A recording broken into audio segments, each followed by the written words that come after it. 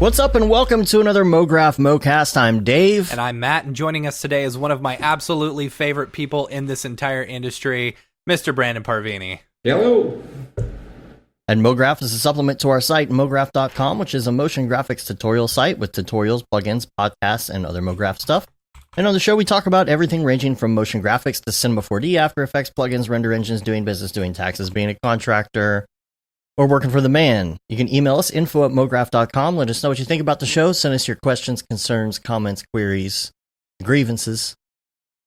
We love getting those from you. They could be something noob. They could be something super difficult to answer. Okay, and Brandon, I'm probably going to accidentally call you Patrick at some point in the show. I'm just letting you know because I have a friend named Patrick, and I cannot stop saying Patrick Parvini because that's his name. So I try so hard, and I still do it. I don't know why. It's totally okay. You know what? Most people call me Brian anyways, so. Brian? That's funny.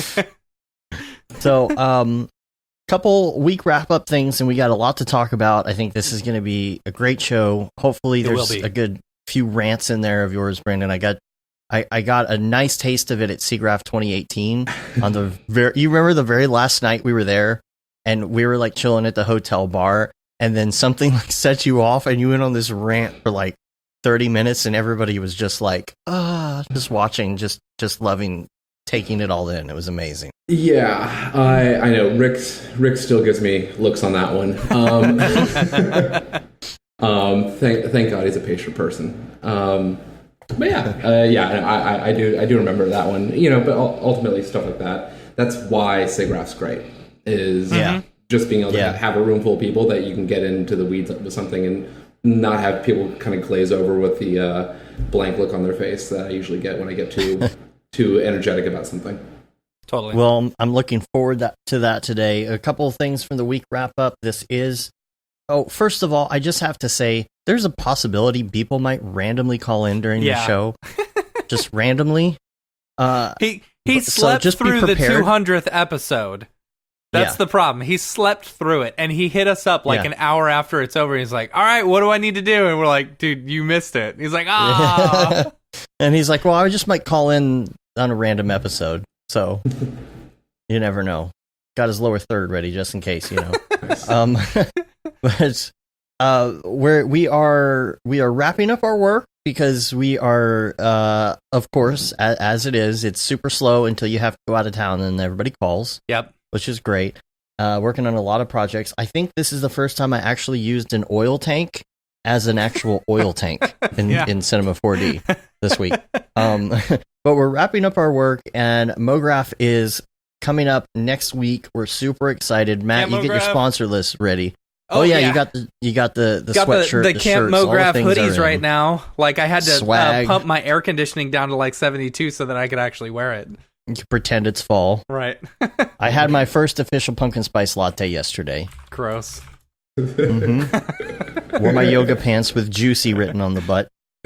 And, it's almost fall. It doesn't feel like it here, but it sure will next week. And we are... I'm ready to do this. I am been too. A year. We've been working on this thing for like 9 months. Yeah. You know, it's going to be a lot of fun. I seriously can't wait. I am no longer having Camp Mograph nightmares where things aren't ready, you know, and when someone says, "Hey, are you ready to go?" I'm like, "Yeah, we've only really got one more thing to do." So, yeah. Just get there. Yeah, just get there. Well, we still got to do the class schedule, but that's about it. It's easy. Yeah. We can do that. We can do it. Sponsors. You got your sponsor list? I do. One last big thanks. So, you know, this event could not have been done without any of these amazing sponsors. You know, this is a very expensive event, you know, and it definitely could not have happened at all had we not had a bunch of amazing sponsors on board. And we couldn't have kept the prices the way the ticket prices the way they were. Kept the prices and given you so much swag. There's so much swag. If we hadn't given swag, we might have made a profit, but that's okay. But yeah, first off, of course, Maxon, they've been really great to us over the years, helping us out with everything. Maxon, of course, the makers of Cinema 4D. Sorry, my dog is having nightmares right now. It's okay. Camp Mograph is almost here. Maxon, the makers of Cinema 4D, we really appreciate what they've done. And of course, Otoy and Octane Render, the makers of Octane, GPU renderer, our renderer of choice. So thank you guys so much. Also Pixel Plow, our favorite plow, our favorite render farm, Mr. Plow, that's his name. That name again is Mr. Name it again? Plow. Yes. Okay. Pixel Plow, and of course School of Motion. We appreciate them. Insidium, the makers of X Particles and Cycles 4D. AE Scripts for all your script and After Effects plugin needs, and of course Red Giant. So super big shout out to all of them. Give them some love. Tag them in your Camp Mograph, selfies. It's gonna be great. And I'm like super excited that we were actually on the list of possible events people want to go to on the School of Motion survey. Yeah, totally. I have no idea if I'm still recording. It's frozen right now. Yeah. Stupid audition. Like, the thing is, it continued recording the last time. We're just gonna hope that it's good. And if it's not, I'm gonna have to use the stream recording. Yeah. Sorry, dude. Thanks, Adobe. Yeah. All right. Luckily, I'm recording in Logic Pro and having no issues. All right. We got to get you a copy of that. Let's see. Other things on the list for this week. Just real quick, Industry Giants. We went and sat on the portfolio review panel. Yeah. Despite not feeling qualified to judge art in that form, I felt it was. I didn't feel fun. like it at first. And then I started seeing everyone, and I was like, okay, I'm qualified enough. Oh, that's mean. No, I mean, I don't mean to sound like a jerk or anything, but a lot of these people were super noob. There were maybe 2 or 3 people that really stood out to me. Yeah. And I was like, there was this one girl who was so good. And like her artwork, it was like super dark and disgusting looking, like grotesque in a way, but so detailed and amazing, And she was showing me her portfolio, and it wasn't a demo reel or anything. It was just this artwork, and I said, "You're so freaking good, and I have no advice to tell you what to do with your life." But all I can say is what you're doing is really good. It's just that it was in a weird wheelhouse. Like it's a little bit out of our industry. It's like halfway out of our industry. It's like a foot out the door. You've got it's like video game and art and storyboard art and stuff. And I tried to give the best advice that I could. Yeah. The problem was you had a lot of people who were like, oh, I'm a character designer and stuff like that. And it's like, okay, so a good majority of the people coming in were character designers, but they had the exact same style. And it's like, there's nothing that sets you apart from the 20 other people that I've seen in here, And how many people do you think our industry is looking for character designers? Not that many. Not in motion graphics per se. No, not in motion graphics. But a lot of the character design is for video games. That's why I felt out of place. I'm like, I guess this looks good. Yeah. I saw some people that took it the step further. They actually had not just the art, but the characters designed in 3D. Yeah. And showed what they look like in a video game. There are some people who were really good, but there's a lot of students. That's the thing. So it was about just a lot of students. There were a couple of people like fresh out of high school, and the ones that I saw that were fresh out of high school, I said, your reel is, or your stuff isn't necessarily to where it would be, but the fact that you're even doing it right now, right when you're fresh out of high school, is awesome. Yeah, since I didn't really have that much advice on a lot of the art, my thing was to go to the career side of it and say, what are your goals, and make sure that they had a portfolio design for people who they were trying to get work, Yeah. working for. Yeah. It's just like, obviously, that makes sense, but a lot of students really don't think about that. They're like, well, I have these sketches, but I would like to be in video game development. It's like, well, you're going to go to, one of these game companies. You need to have something that looks like what they do. Totally. Not just a couple sketches, but it was fun. I had a lot of fun. And one last thing on the list, I wanted to talk about the 3D Design Motion Plus Motion Tour. Chicago, the video from Chicago will be posting next week. Mm-hmm. From that, they're going to slowly be rolling out. All of these will be rolling out the videos from that. We are going to do a show when we get back from Camp Mograph on a Wednesday. Right. All our schedules are all off kilter. So yes, they are. This is Monday's show. Then Wednesday we will have that following Wednesday we'll have that week's show, and then who knows after that for New York. I don't know what we're doing. So yeah, just bear with us. You can always check out the schedule at mograph.com/schedule. But I wanted to mention 3D Design Plus Motion Tour dates because we won't be able to mention these next time because they'll be over by then. So right. Today, Antwerp. October 1st is London. Make sure you get to that. I know Herrerasaurus is going to be at that one, and then she's immediately going to fly out to Camp Mograph the next day. And let's see, Paris is October 4th, Berlin October 9th. They're starting the whole European leg of this, as you can see.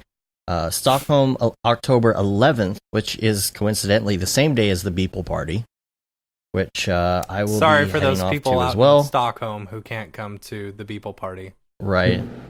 And then New York City is October 15th. Hopefully we will be able to catch some of that, or at least see some people later that night. Yeah. We'll be working in New York. While we're in New York, I think we're going to do a little meetup, like we normally do. So make sure and maybe look out for record that. a show. What? I don't know.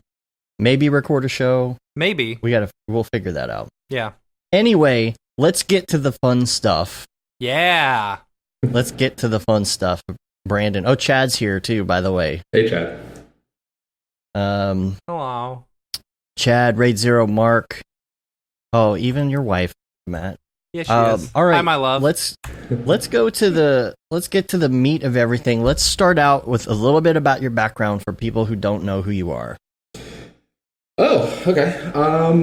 So let's see here. I started probably around 2006. I started a company around that time called Ghost Town Media. Ran that for the better part of about a decade. During that time, I had a whole bunch of disastrous and fun projects that essentially fire trained me into the disaster you see in front of you today.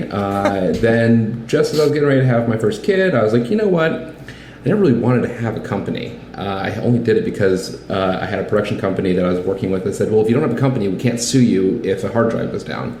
So like, okay, we'll start a company.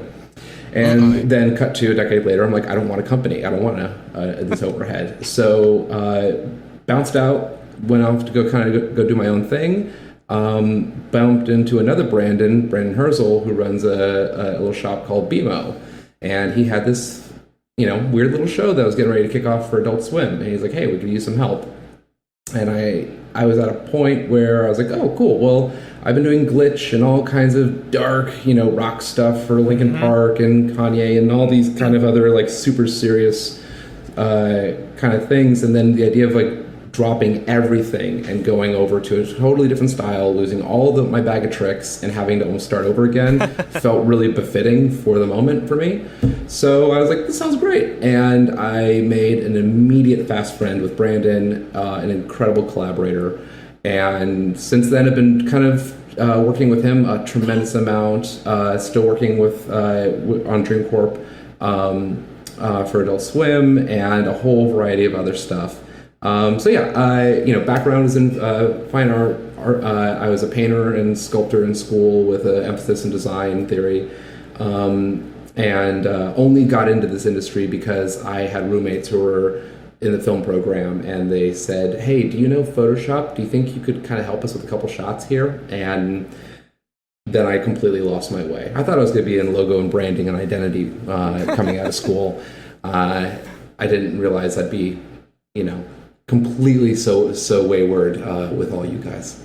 What was it that made you like that just like you fell in love with? What part of it?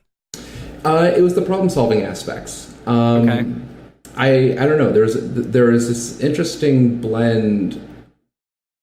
Okay, so with VFX, there is like a problem solving, right? Mm-hmm. Where, and I should also say, when I started, there wasn't really a Mograph, right? Motion design, wasn't really a thing at that point, Manimold, and so it was basically VFX, right? And there's guys that were starting to want to make weird looking VFX, and it was kind of like the pre-Mograph kind of world, and no one had a real good idea of how to do anything. It was, how would we even try to do it? And I was like, I can probably figure something out. I don't know, but it was always exciting to have to try to solve a problem that no one in the room knew how to even approach how to solve. Right.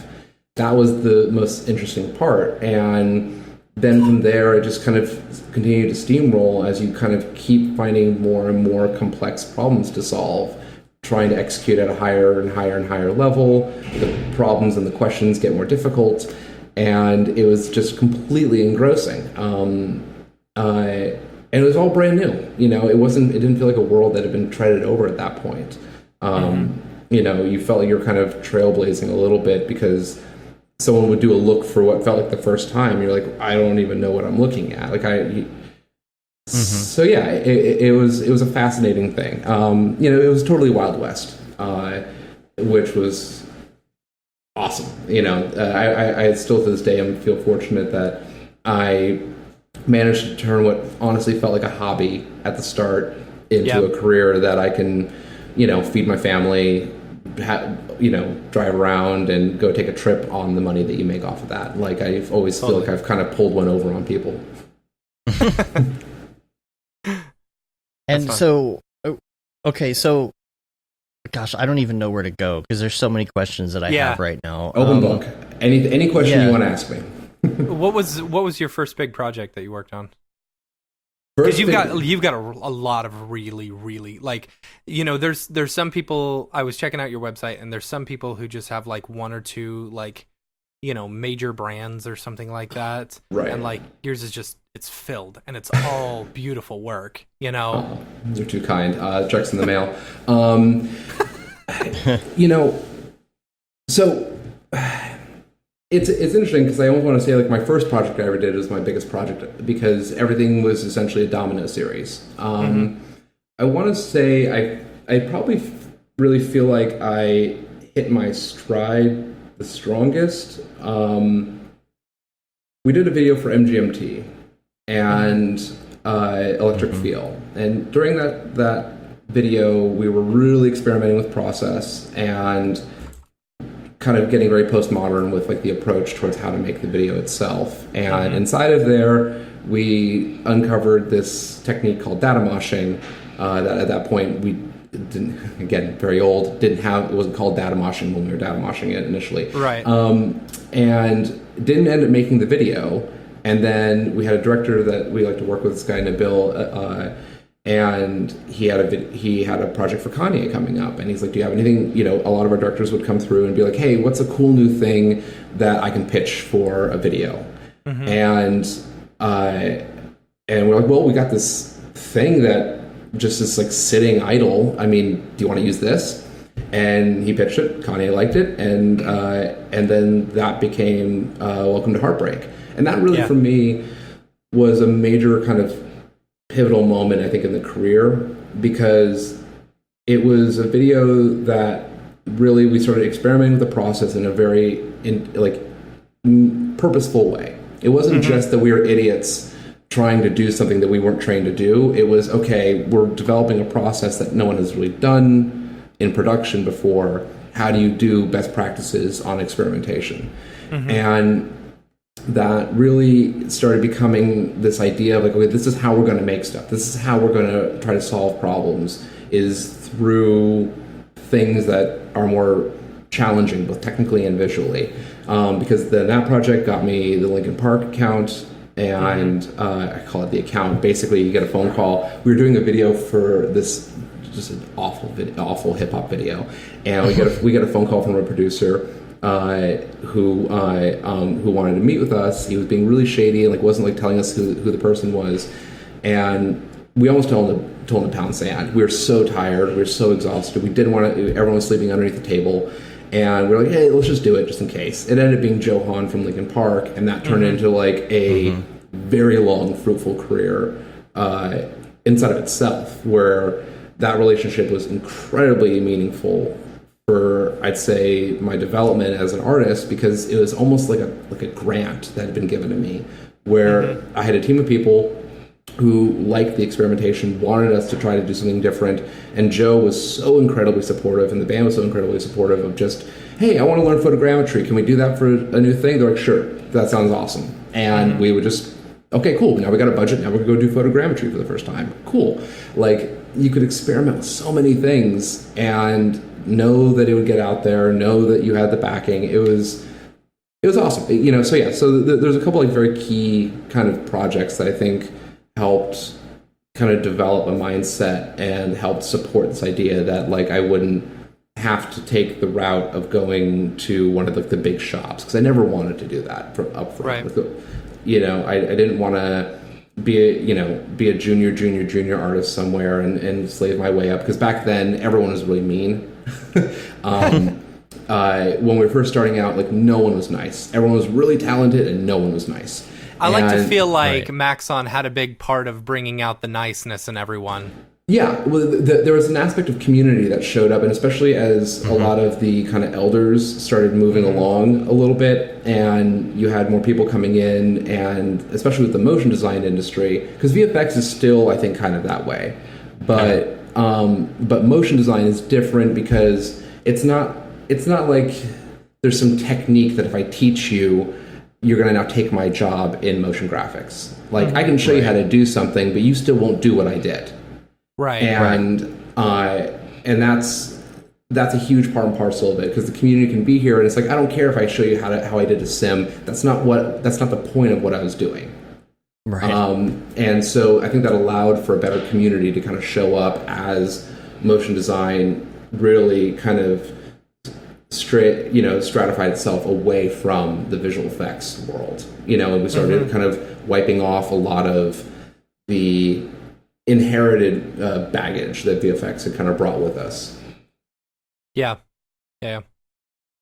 I remember seeing the data moshing. Of course, I didn't know, or I guess it wasn't called that, like you said, but right. And I didn't know who you were at the time, you know, and I didn't know anybody. You know, I didn't know EJ, I didn't know Matthias, I didn't know anybody. I was working at this ad agency, and somebody was playing that, and I'm actually interested to hear.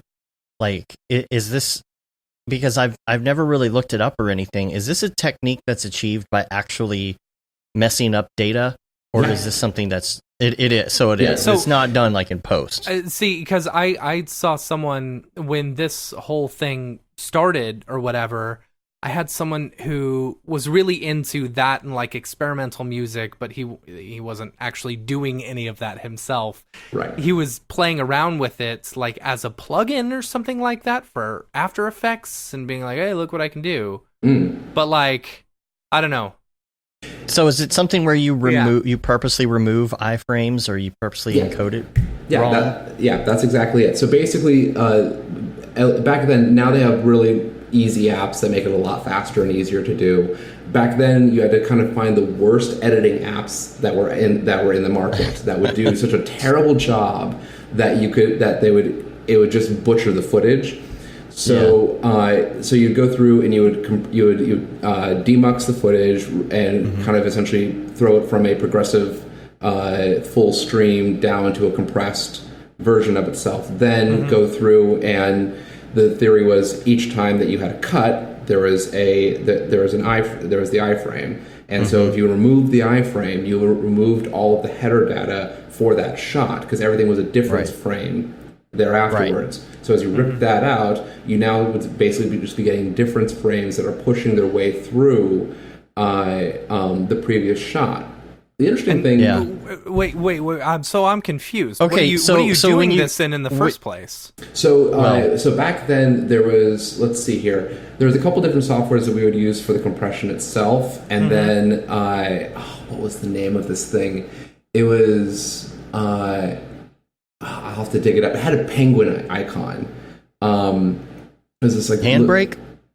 No, it wasn't Handbrake. It had a little penguin icon. Icon. And Sounds it was Avid, like it sounded like Avid. It was like Avi Demuxer or something like that. I'll dig it up and I'll show you guys a link for it. But yeah, it was this like old garbage software. Actually, you know what? If you look on YouTube, one of the guys that I originally was working with, this guy Bob out of New York, did a full tutorial and kind of breakdown on it right up front.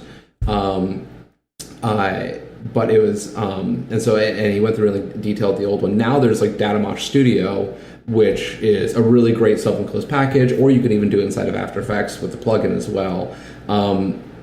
But of course, you know, it also turned into one of those things where like you do it once and then you're only ever hired for what people know you do. So then I have for the next 5 years people wanting me to DataMosh. And I at one point just deleted the software from my computer, being like, "Oh, sorry, you know, that proprietary system that I was using is gone." But I can recommend you to someone else. Yeah, because it's like, okay, so it's like in a regular, good, like working MPEG, it's every frame is what the difference is from the last frame. Right. So when you change scenes, the computer automatically, if you have a cut to another scene, the computer automatically puts that frame in there and says, start over, this is a brand new frame. It's not a change from the last frame. Correct. So when you remove that change frame and it goes into another scene, it doesn't do that. It's trying to do the change from the last frame, which was a completely different scene, and that's where you get the weird. Yeah, and then, interesting. Okay, that makes sense. And then you start learning about motion vectors and color values and what carries what data. So, like, if you wanted to be able to have a setup, like, you start learning like how the mosh actually reacts properly. So, like, okay, well, if I want to have just one object blow through someone's head, I got to make sure it's on black because black carries no information. White carries a full blast out. So, you know, and then colors are because luminosity would do a lot of the work, and also like a very strong red, green, and blue would also do a lot of work to kind of shred through an image. But then if you wanted it to just kind of get really liquidy and you started learning like all these tricks of like, oh, okay, well, if you take the shot and you Twixtor it to like 600% DataMosh that, you get this really nice liquidy kind of inky feel to it, then bring it back in and then speed it back up, and all of a sudden it feels like it's just like water rushing over someone's face. You know, so you start learning it again, like anything else, it's a tool, it's a technique, and any technique can be abused and can be manipulated, you know. And how did you even come up with this in the first place? Well, when we were working on MGMT, we were talking with Ray, who's the director, and he had been playing around with this thing a little bit, and he was kind of curious to play with it because there was an artist out of, I think, Japan who was doing this actually as like high art. And so he would do huge installations of just DataMosh, and that was his video art. And Ray had kind of stumbled upon it, wanted to kind of explore it. This guy Bob had started kind of doing some digging into it, and then we jumped in. And this other guy on our side, Ryan Bartley and myself, were kind of digging in to figure out like, okay, well, how can we get this worked into a workflow and get something that can get predictable results out of it? Right. And so, you know, but like it's like anything. It's like, you know, how did you meet that guy you bumped into a bar? It's just all happenstance, and it's just what tickles your fancy, and then you start digging in further. You know, I'm sure there's a lot of other really cool techniques I've never dug into because it just didn't seem initially fascinating. Right. But this one was something where it was you just got so many great happy accidents that were like, dude, this is just too good to not have seen the light of day. I really like the idea of breaking things on purpose. You know? Oh yeah. And it's just, you know, it's just such a great. It's just it seems like something good always comes out of that, and not just in our field. Like there's what's the name of the show? Monster Factory. Have you seen the show Monster Factory? And the whole basis is just trying to break the character creation system inside of a game, essentially, and it's the most hilarious thing I've ever seen. That's awesome.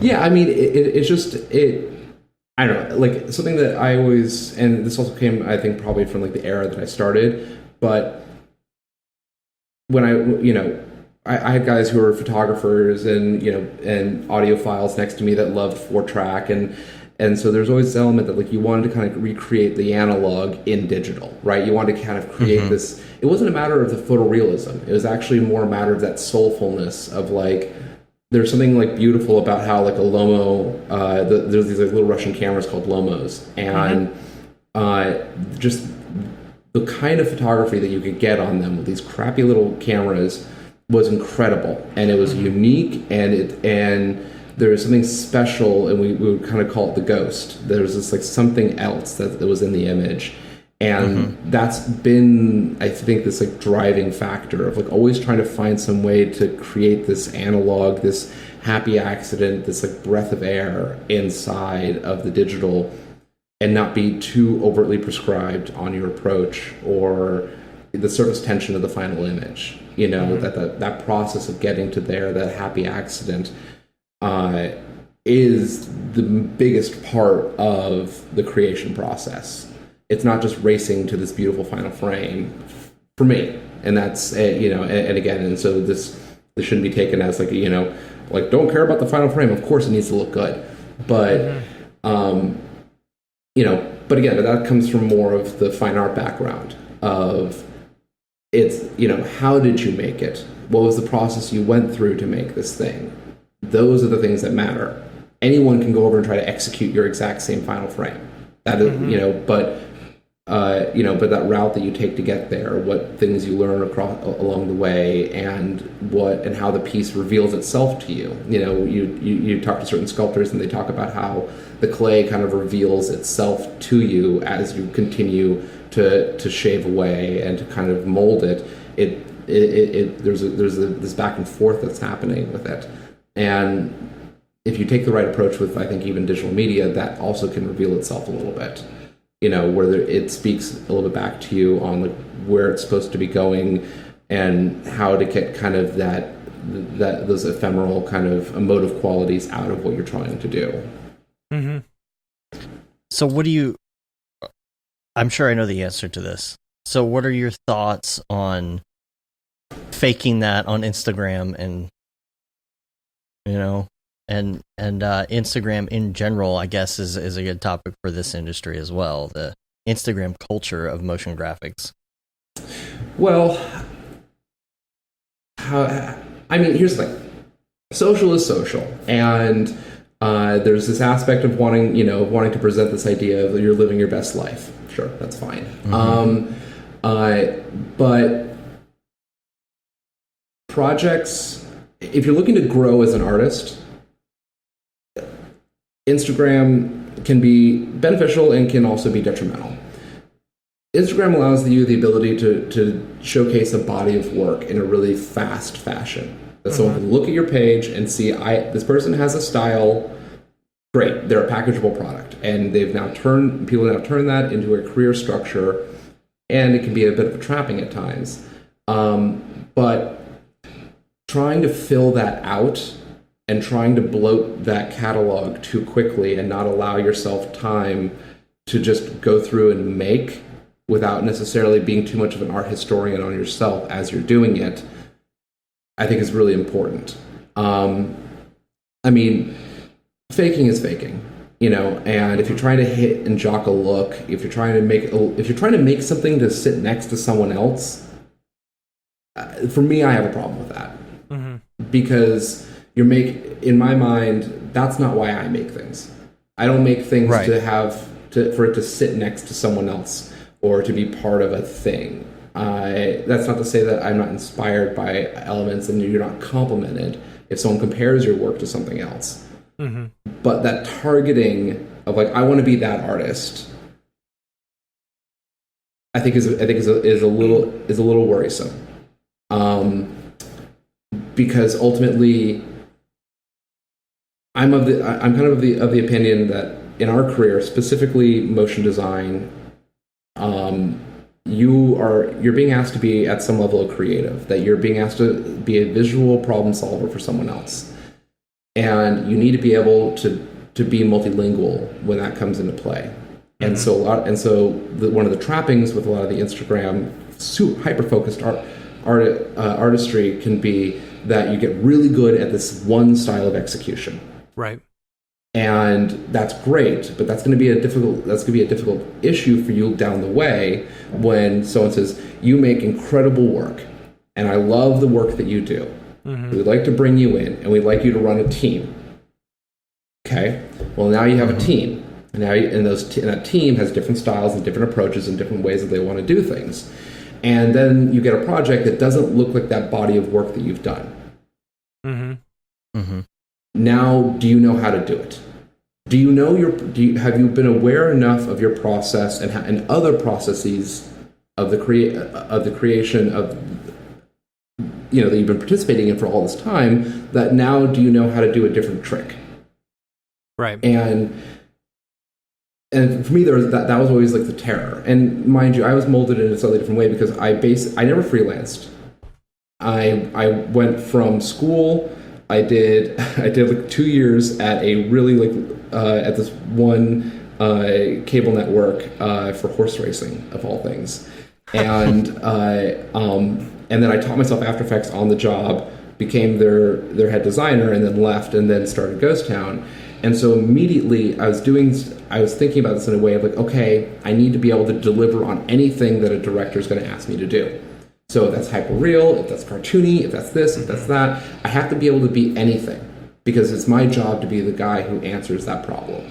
Yeah. So that multifaceted kind of approach made me really have to think about how do I break down an image? What does it take to actually make all of these different kinds of things?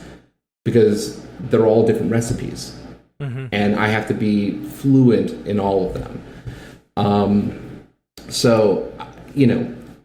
The short answer, or the shorter answer to this is, I just would tell people to be wary of any project that you're doing that doesn't really force you to get in trouble and figure your way back out of it. May not necessarily be challenging your aggressive growth, because it's very easy to get into a pattern and a habitual approach of how, what can I whip up in a fast process versus being able to say, okay, let me fail for a little while here and not worry so much about where this is going. I have 3 different look devs that I'm doing right now that I could share. It would make me look like a buffoon because they're not ready, and I want to have to spend time on this thing. And if I crack it, I'm going to be really excited because I've never made this thing before. I've never made something that looks like this, that feels like this. Yeah. That for me is worthwhile. Like, that's growth. That's something where it's like, awesome. I've now hit a new spot. I use this metaphor of like camping spots where if you spend, if I'm ever in a camping spot that has too many other people around me, it's time for me to go deeper into the woods. It's time for me to find a new camping spot. I like that. Yeah. Yeah, that's good. And so like when I initially went over to Glitch and the Data Mosh and all that kind of stuff, there wasn't really many of us around. And so I had fun. I wasn't really too worried about, bristling up to other people or being a Glitch artist at the time. And then it became a thing. And all of a sudden it blew up, and metaphorically, someone has the RV and the TV set and the kids are running around back there, and I'm like, this is not where I wanted to be. So you pack up and you run a totally different direction and say, cool, I'm going to start over again. Yeah. And that's liberating for me to be like, cool, I'm going to completely change my style. Tesla Rock says Instagram is good for low self-esteem. You get likes even if you don't deserve them, but it's not the platform for artists or new artists to grow and get better. There's a link I'll put in the show notes. It's from Joseph Gordon-Levitt, his TED Talk, and he's speaking on why you do certain things, and how craving attention actually makes you less creative. And that's a perfect example with this Instagram stuff, because if you are creating with the sole intent of getting Instagram likes, right, there's nothing you're going to learn from that. And we talk about that a lot, but he hits on this whole culture of just all people want are the likes. Right. This is something that we talked about a couple years at SIGGRAPH. It was a constant conversation that we were all having about how it's cool that, see, me personally, I'm just now really getting into Instagram and I'm liking it more and more. I don't post as many things on there. I've probably only got 5 posts, but I really enjoy the story parts of it, Yeah. because it allows me to see like a glimpse into people's life and what they're doing and stuff like that, and I feel like the posts that I post on Instagram are going to be work that I'm working on, and then the stories can be more of my life and my personal things and whatever, Yeah. Right. But like one thing that we talked about, or that a lot of us were talking about, was you can have someone on Instagram who has really good work, and this is something that you were kind of touching on, Brandon, where it's like they're really good, and then you bring them into a studio, and it's like I don't really know, I don't know really what I'm doing, Right. It's like this person has amazing like look dev or amazing work, and the lighting and everything is good, but you don't know how much of that, like, they straight up like ripped off camera angles, or like someone straight up redid someone else's work and stuff like that. And that's the thing, is like how you don't really get a great sense a lot of the time with it's specifically in motion design. Mm-hmm. You don't get a great sense of what their process is of getting to that image, and how literate they are in other forms of image making. And when you're part of a team, you have to, especially nowadays, you have to be flexible. We're all, pseudo generalists in some way, shape, or form. Yeah. So, and so it becomes difficult. It's like, all of a sudden I graduated in 2004, and I'm just now starting to have like moments where I'm realizing like these things that my professors would say, and I wanted to punch them in the throat. And now all of a sudden I'm like, well, man, they kind of were right. Where, I had this one professor who was just, he changed my entire, I had two main professors, but this one really changed my entire view of how I make work. And this guy, Gary Simmons, and famous sculptor, done a whole bunch of cool stuff. He's in the museums. And I remember showing him a bunch of my work early on, because I got in via scholarship because I knew how to render. I knew how to draw well and paint. And so and that's why I was in there and I felt like that was enough. It was just enough to be able to execute visually at a high level. And and he's like, that's great. You'll be someone's awesome artisan, and you'll never be asked to make a decision. And I was like, come on, like, kind of, up yours. But then as time went on, he continued to kind of explain that your ability to make the right choice in why you're making what you're making is what's going to set you apart from people. And so that's the thing with the Instagram issue of like getting too siloed in any one look, is that you now become too tight of a piece. Mm-hmm. And now as a piece, if your look is too concentrated, you're going to get called on. Now you'll always be called on to do certain things, but you're going to be called on to just do that thing. Mm-hmm. And ultimately in this career, you're only hired to do what people have seen you do. Right. So if that's what you want to do, and if that's what you want to make over and over again, cool, do it. Just keep making that and keep putting that out there, and that'll be what you do. And, or if you want to ride that wave for a while and make a little money for the meal and not the real, and try to then move on to something else. Yeah. So, but that aspect of like trying to branch out, trying to explore, trying to fail early, fail often, I feel like that's not something that the Instagram and social media platform really helps push you as an artist to do. That's where your artist relationships start coming into play, of people who are interested in what you're up to, who is having that community and having someone who says it's kind of whack what you're like, someone who can actually give you good feedback on what you're trying to do. I can tangent into 13 other areas. But I'll shut down there. Okay, well then let's move on to another topic that I know you're gonna super. What's up, Matt? Nothing. Go ahead. What's up? No, well, I've got another thing that subject, but go ahead. We'll this get is to it. Don't worry. This is the subject that was. This is the subject that was on our Slack last week. All right, actually, before you jump into this, then let me ask you, Brandon, this because and Dave, if you're able to, are you able to bring up those links that he sent us? Because I have a feeling you may want to reference these. So this is something that you and I talked about at SIGGRAPH a couple of years ago when I first met you. And like literally, I sat there and listened to you talk for probably 2 or 3 hours. Just like really immersed in what you were saying because it's so much. It's so different than what you normally hear from people.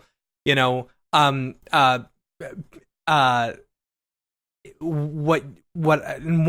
that I asked you when we were chatting was, what is it that you want to see from people? What is it that interests you? What is it that gets you excited? Since a lot of the works that you see on Instagram or something like that are so similar in their look and, the data moshing stuff, that was new. That was something different. That was something that people hadn't seen before. What is it for you that excites you? Yeah, I mean, and the stupid easy answer is something different, for God's sakes. But but really, the thing that I'm looking for these days is just seeing people experimenting in some way, shape, or form, of seeing their hand in the creative process, of seeing different aesthetics getting brought to the table, seeing different reference points being used and being obvious inside of the attempts that they're trying to do. There's a flatness right now. The echo chamber has gotten so tight and the feedback is so quick that I'm just desperately looking for anyone who's doing something that feels like they're pulling visual reference from a different medium altogether. Right. Like trying to find someone who is referencing, painting or sculpture or music or, different elements of, someone who finds a great lens that does weird stuff with imagery and they're trying to recreate it. I think that's why, what's his face from Arnold, that does all the insane renders. From Arnold? He works for Autodesk. What is his name? Is it one you sent us? Is it one of the links you sent us? No. Most of those guys are painters, but I was going to reference. Like he does stuff where you see like a face and it's like just completely blown apart and like inky and ripped apart, and it's all using the. It's using some of the displacement systems. I'm sure Chad knows. But like when you see something that feels viscerally different, that feels that like this was made differently than anything that I've seen. There's an emotive quality to that. And it doesn't have to be totally experimental. There's a ton of experimental artists that I like to follow, and there's also more traditional artists that I like to follow. But when you see someone playing with things a little bit differently, when you're seeing someone a little more imbalanced with their aesthetics, and there's more of a kind of an offshoot, there's just something really viscerally satisfying about seeing that. And even if you can see that, like, the execution could probably still, like, they're in their process, but it's going somewhere, like, that means so much for me as an artist to see. And it's why I've really taken to, so like I had the opportunity, thanks to Steve Teeps and Matthias, I got to go over to Lightbox a couple weeks ago and wander around the floor there. I was part of a panel with some other incredible artists, James and Blake, and And then you walk around, you see these illustrators, and it's funny because I go to SIGGRAPH, I go to a lot of these things, and I don't care. I'm not worried about how I look or, oh yeah, hey, there's that guy, I know that guy, he does cool work. You walk into this place and you see these guys who are executing at such a high level, at just, masterful levels of work that these artists, these sculptors and illustrators are doing, and you're like, I'm a total fraud. I can't hit the fine-tooth point that this guy's existing on. I could only hope to ever even get 20% of the way towards the level of execution that this person over here is functioning at. I felt like a total fraud, and it was great. It was great to be surrounded by people who you felt just blew you out of the water. Yeah, because the stuff that they were making just looked fundamentally different. The DNA of what they were making just looked fundamentally different from what I was doing. Yes, I mean, we all suffer from a version of imposter syndrome. Thank you, Kevin. Because ultimately what we do, like, we're not saving lives. We're not doctors. We make imagery and media in high-pressure situations for people that make unrealistic requests for us. So of course we all suffer from imposter syndrome because we're in this made-up medium that totally fills an increasingly verbose need for more and more and more media. So someone has to make it, but I mean, it's not like we're flattening out roads or turning the power on for anyone. So yeah, I think our industry is very symptomatic to imposter syndrome because you're inundated with incredibly high levels of work. And there's also this fact of I don't even know if I'm good at what I'm doing. Right. Because I think, coming out of school and going into this profession, me personally, I was actually very surprised. I would kind of hide the fact that I was looking up YouTube videos how to do something, for the first little while. And then I get to a studio where I find that everyone is looking up YouTube videos in order to figure out how to do one in particular thing. I felt like a fraud, doing that initially, and I felt like I should have known everything coming out of college, I have a question for you. Yeah. What did you study? Video production. It was just video production. Yeah, same here. Yeah. Same for you, Dave? Yeah. Same for the most part. Yeah. I mean, I had experience in 3D, but it's just because I was self-teaching, and I would just apply those techniques of video to what I was doing with my, random copy of 3D Studio Max that I got somewhere. Yeah. Gray market. Yeah. See, I never had a problem with looking at tutorials, but I was always very quick to be I don't know how to do this, but I'll figure out how to do it, and I'll look. And I'm sure especially when I switched over and was doing the stuff for Dreamcorp. I mean, I was crawling through EJ's list of trying to really deconstruct what he was doing and how he was thinking about this stuff, so I could reapply that in what I was up to. But that's because I didn't study software. Right. I didn't study production. So my emphasis was about being right and being knowledgeable and accurate in the aesthetics and that vernacular and that decision making of what I was going to make. How I was going to make it was always transitory. If I have to get out a camera to do it, or if I'm going to do it in CG, or if this guy's going to help me make something up over here, that never mattered. It was just what we were trying to kind of get to is that fertile kind of was the kernel of the idea something interesting to do. Right. But yeah, I always felt really free in the fact that I don't know what I'm doing. I mean, even to this day, I don't know what I'm doing. The first thing I think I say each time I have a Maxon presentation is I don't know what I'm doing. So I don't know. And what about? I want to get on this subject because it's such a big thing. Yeah. Especially this week. It's a good segue. And it's the topic of schools and whether or not this is the big thing in the Slack, whether or not you should go to a traditional school, the brick and mortar, whether or not you should do the online class thing, which is better. Should it be a combination of the two? It was a really heated yet very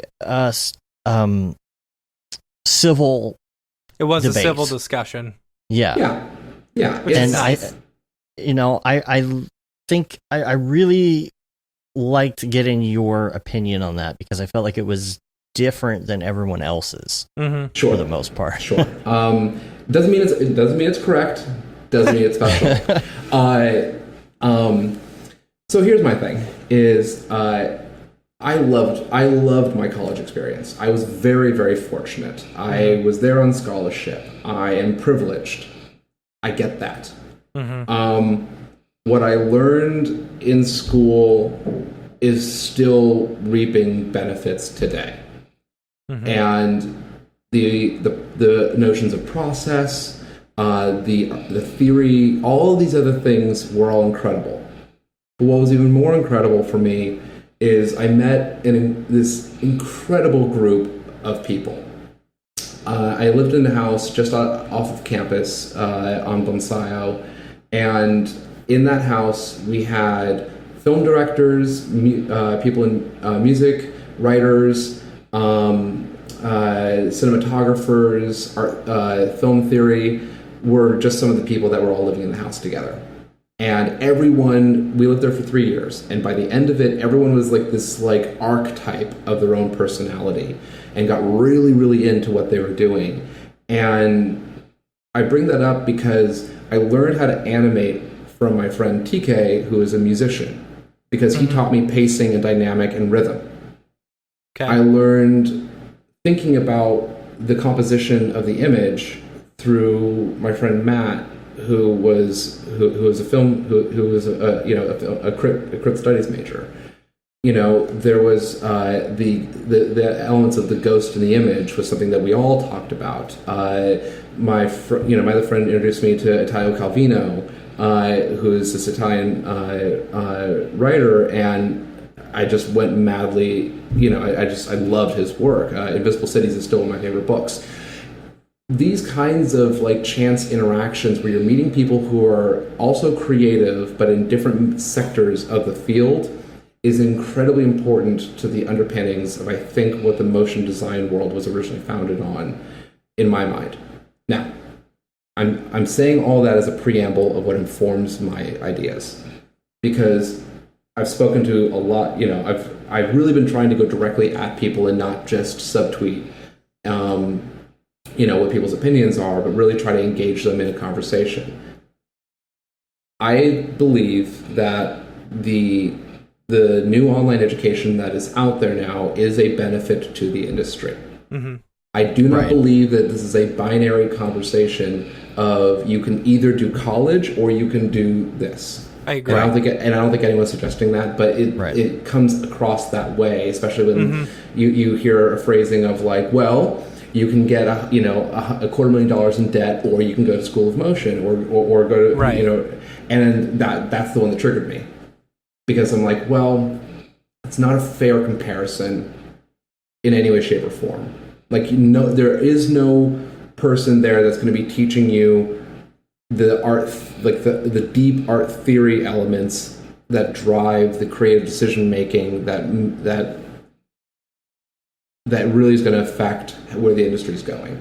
So I see in my mind, for those of us who have access to school, it is a missed opportunity to not participate in a collegiate style education that is a well-rounded education that makes you a more well-rounded person. Right. School of Motion and a lot of these other ones will teach you how to execute. It's like a mini art center.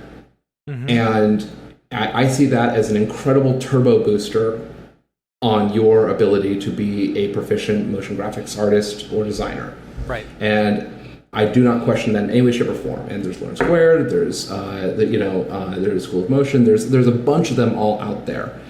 But I go back to when I was running GT and I had everyone coming out from Nomen who had incredible looking stuff. I'm like, oh my God, This stuff looks incredible. And I bring them in, and they were worthless. They were absolutely worthless. I fired no one faster than someone from Noman, because they only learned how to do it the right way. And I was like, well, we don't do anything the right way here. So we just weren't a good fit. But my main point is that there's different kinds of education, and the purpose that they're serving for you is, in my mind, different. Mm-hmm. A 4-year education or a 2-year education is a loan that you're taking out on yourself. You're investing in yourself and giving yourself a moment to breathe coming out of high school, where you can try to figure out your footing and take a second to make the next major decision that you're going to do in your life. School of Motion and these other things are a very targeted approach that is going to get you into this thing quickly. Now, what I just described are 2 different questions that are being answered. Right. All right. So if you want to be a motion graphics artist, is the fastest way to get into motion graphics through a collegiate education or through an online education course? Right now, probably an online education course. Mm-hmm. But in 10 years, are you going to be a better CD, art director, technical director, even executive creative director by doing an online education course, or by doing a larger, more broad collegiate study? Right. And I would pose, based on the nature of the education that exists right now, the wider spectrum collegiate study will probably yield you a different kind of a career than what a School of Motion will yield you right now. Now, that being said, I think it's going to morph, and I think it's going to change in the coming time. But as of right now, that's kind of where we sit. Now, that being said, for people who are international, people who don't have access to college in the same kind of way we do, this whole subject changes entirely. And so that's why we can't have a single answer for it. It's why I've almost been wanting to have more of a roundtable discussion about this, where you get some of the different voices in the room, because it really is going to come down to the person who's approaching this thing. What is their access to college? What is their financial situation? All of these things are going to make a difference in what is the best decision for them to go through.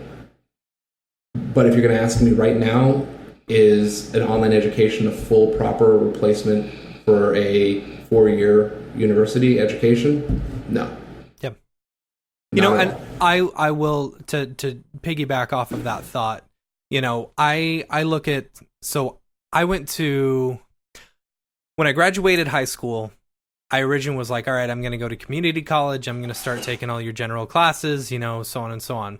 I failed out of probably 3 community colleges because I just did not care about any of that stuff, Right. And so my brother went to the Art Institute of Dallas.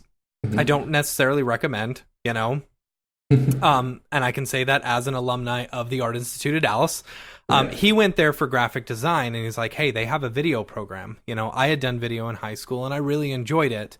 So after failing out of 3 community colleges, because I didn't want to do history, and I didn't want to do English, and I didn't want to do all these other classes, I decided, all right, if I'm going to spend the money to do something, spending money will influence me in order to do something, bigger. Right. So I went to the Art Institute, and I found it funny that within the first few weeks we had hands-on cameras, and we were learning kind of some of the theory. Most of it was all, this is how you do this, Right. And other friends who were in the same program at a 4-year school were still going through all the basics of, history, English, math, blah, blah, blah. Right. And I was like, oh, we're so much better because we are getting into this sooner, and I will graduate before you, and I'll be in this industry, making money before you and stuff like that. But what I didn't realize after I got out of the Art Institute was how little I knew about the world in general. I knew how to push these buttons. I knew how to white balance a camera. I knew about framing and composition, but that was about it. Right. I decided to go back to community college to learn classes just of things that interest me, Right. And so I decided that I was going to kind of go into a whole different field. I honestly, after I got out of the Art Institute, I wanted to be a doctor because I hated video, but then I had to take physics and chemistry, and I was like, okay, well, maybe being a doctor isn't for me, you know? And so I kept going and taking all these classes. I got a second associate's degree, because I went back and I took those biology classes, and I took calculus, and I took all these other ones. But what I'll tell you is taking a stupid class like biology and taking a stupid class like calculus, it's amazing how much they interweave with the stuff that we're doing in 3D motion design, as weird as that is. You don't realize when you're making a Bezier curve, you're actually doing some sort of calculus with Newton's something. I forgot what it was about, but I remember thinking it when I was taking the class, Right. Well, But and that's the thing. It deepens your reference point. It deepens your context of what you're bringing to the table, not just how you interface with the system. right. And that's really the thing, is bringing more to the table than what you're interfacing with just the system. And I get concerned with some of the conversation right now, because it's symptomatic to the Instagram conversation that we just had and social media in general. It's symptomatic to, I think, the current contemporary design trends that are going on, that I'm starting to see people getting bored of, thank God. But there's this visual illiteracy where, because of the fact that the echo chamber got so tight, because the reference points became so specific, because the heroes became so heroic as far as like the people to emulate for the work in order to land the job, that it really narrowed and shrunk the footprint of what the work that was being made was. And when, for the old timers, motion design was originally considered mixed media. Right. It was a mixed media art. And for me, I'm kind of doing a saber rattle right now of coming back to my roots and coming back to a mixed media art form, of playing with the process, of playing with the inspiration. I don't look at motion designers anymore for my inspiration. I'm actually now following illustrators and painters. Because that's just fascinating me right now. Right. And I don't, and yes, there are studios that are doing really cool work. And there are studios who are even exploring the illustrative looks in a really cool way. Golden Wolf is just killing it right now. Love Golden Wolf. But the well-rounded education is such an important facet to bring more to the table than just your ability to execute on the frame. My decisions of why I make what I do and how I approach the visual answer for my director or for my client are influenced by the knowledge base that I have behind me, that is everything that is not part of the visual or the design world. Invisible Cities inspired how I would approach camera movements, and I almost actually went on to try to get a degree in neuroscience after school, because I was so fascinated. You went the reverse David Ariev path. Right. I wanted to, because I was so fascinated. I read the book, The Man Who Mistook His Wife for a Hat.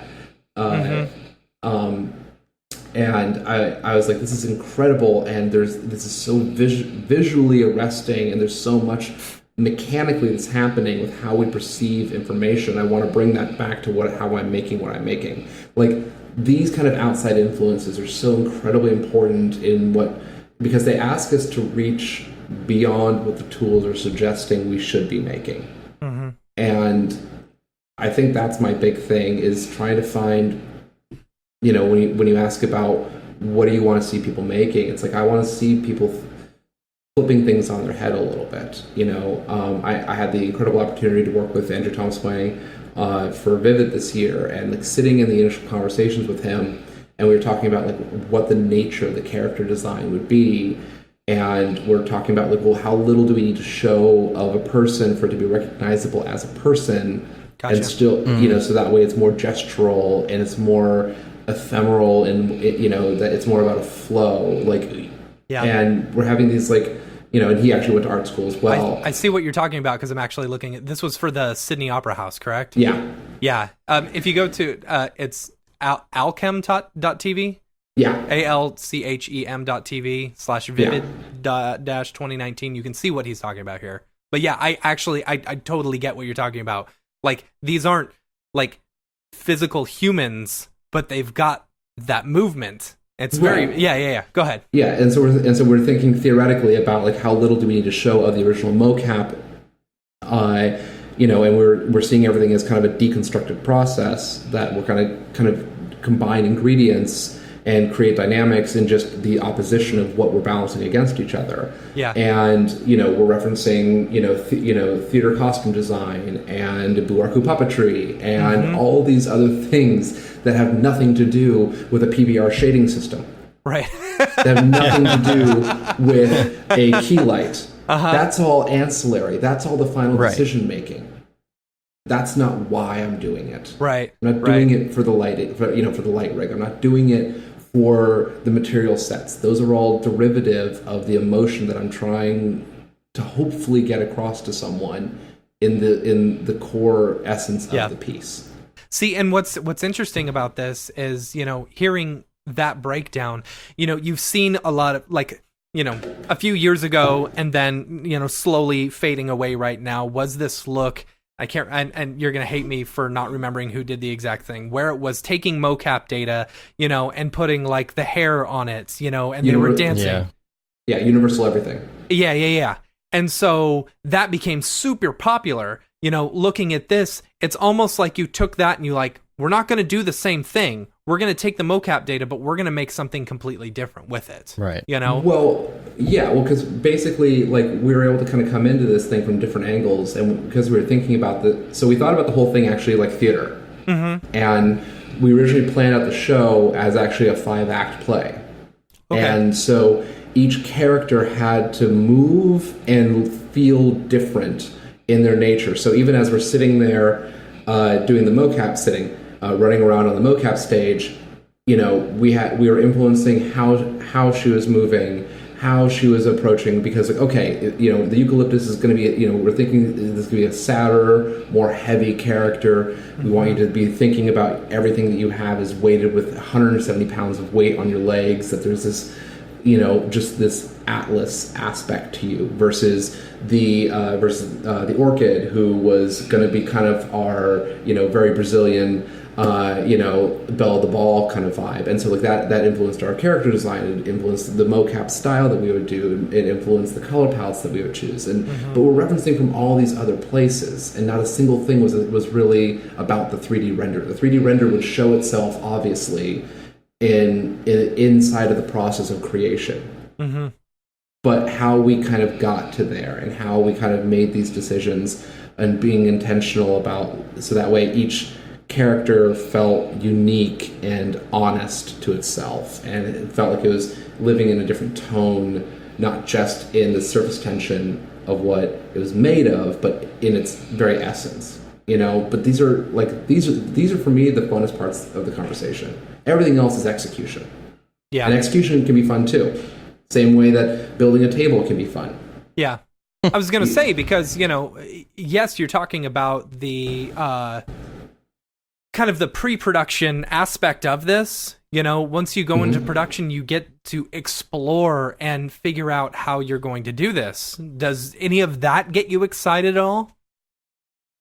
Yeah, I mean, this is the thing. I love what I do all these years later because I really do genuinely enjoy every step of the process. But each one scratches a slightly different itch. Gotcha. The the creative problem solving that happens in the beforehand, where we're napkin sketching stuff and spitballing ideas and walking around and talking and just pulling reference and what if we tried this thing, or what if we took this thing and tried to mix it and bring in this thing, and you're kind of like combining different like elemental aspects to see, okay, this feels like a really fertile combination, let's try to act on this. And then you try to act on it, and then you're trying, and then you're playing, and then the actual production process comes into play, and now you're doing a technical problem solving of like, oh my god, like this thing is going to be a 170 gig Alembic file. This won't work. I can't render this thing, or aesthetically, like, okay, it's just not moving right, or the pacing of the whole overall piece is wrong. Like, there's all these aspects of it's all problem solving, and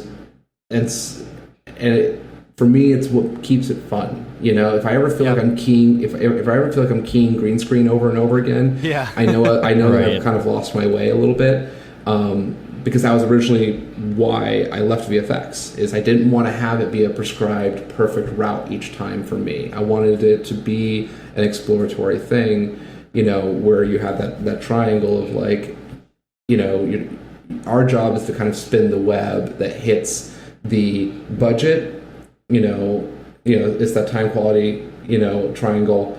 But our job is to kind of like be that little perfect center point, to be the spider who spins the web that can kind of connect it all just right and hit just that point that no one else in the room was quite being able to communicate in a clean fashion. Right. Well, it's almost like it's not quite breaking things like earlier, but it's that taking something and using it in a different way. Right. That always seems like it turns out into something really cool. And instead of just doing the same thing over and over.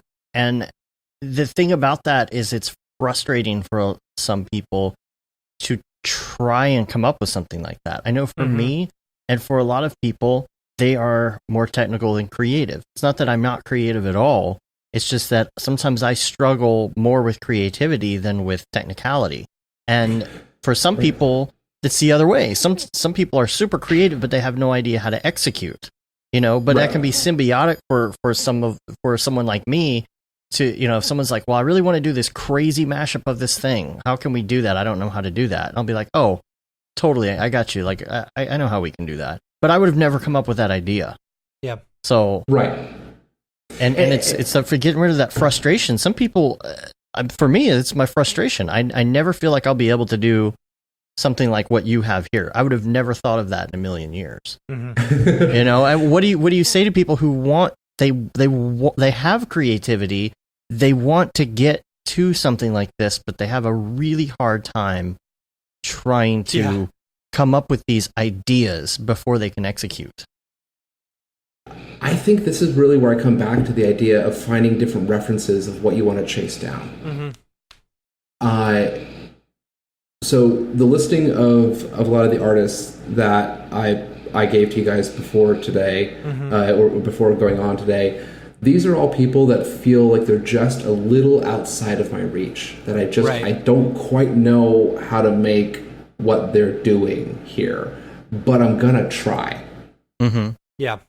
And I think that whole getting out of your comfort zone aspect of this is really where I think these ahas are going to come from, where all of a sudden your technical process begins to evolve. You start running through the sidewalls of what the tools you feel like are supposed to be doing, and you start using them and misusing them. And that's beautiful. Like that, like, as things become more streamlined and rendering becomes easier, and we can sculpt, a ZBrush model that has a gajillion points on it. It's like, okay, well then now what? How can I misuse this? How can I go Kool-Aiding through a wall that I was not intended to go through? And that's, but it's funny. One thing when I would always get stuck creatively on this stuff is, and again, I'm going to go back to school here. So I was in a design class, and when we would be asked to design logos, at the end, everyone would have to go put their logos up on a wall, and we all walk across the room, and we're standing there. And from 30 feet away, you could tell the people who designed a logo on the computer. versus a person who designed a logo with a pencil and piece of paper. Right. And it came from the fact that a lot, especially in college, right, that a lot of the people who were designing the logos on the computer to start off with were kind of, and again, this is 2003. The iPad was not, wasn't even, wasn't even a thing. But they were trapped in Illustrator using the standard tools, circle, pen tool, slight Bezier that you're using a mouse to do. Mm-hmm. And so you could tell that they were trapped inside of the wheelhouses of what the software said, this is what I can do. And versus someone who drew out the mark and then said, well, I'm going to ask you to do this, software. And it forced them to try to think of a different way to go about doing it. They would use whatever tool they had available in order to execute it, because they were trying to hit a mark that the software hadn't prescribed was a mark it thought it could hit necessarily. Mm-hmm. And so that's why, when I'm talking about trying to pull reference from other places, if you feel like you're stuck right now creatively, you might be getting too deep in the weeds on the myopic aspects of the software itself, which can be really gratifying to crack some of these eggs and to really have an understanding of how best to do this thing in the most efficient setups, to be functioning under. But I really feel like you don't really start accessing your knowledge base of the software until you start having to do something that isn't part of that standard pipeline structure. That's why someone like John Bosley on the Slack is so incredible, is because someone asks a kind of some absurd question and he finds some way to recombine everything that the person just said into an executable setup, because he knows how to do everything 37 different ways. And that's where I think some of the magic for me kind of comes from. It's there is a bunch, that's why cinema is so incredible. And, coming out of After Effects, I think it's why there's such kindred spirits, is because there's no real right way to do it. There's an optimum way to do it, but there's no right way to do it. Yeah. And so depending upon what you're trying to do, you can get it done 1,000 different ways. But I just think just trying to do something that you don't know how to do, I think you'll find a lot of gratification and a lot of exploration and a lot of growth inside of that. Yeah. I like that. I like that a lot. Because you can go through Behance or whatever and, right, kind of get an idea. But yeah. I love the idea of taking ideas from outside mediums and stuff like that in order to influence you in the way that you can work or whatever. Yeah.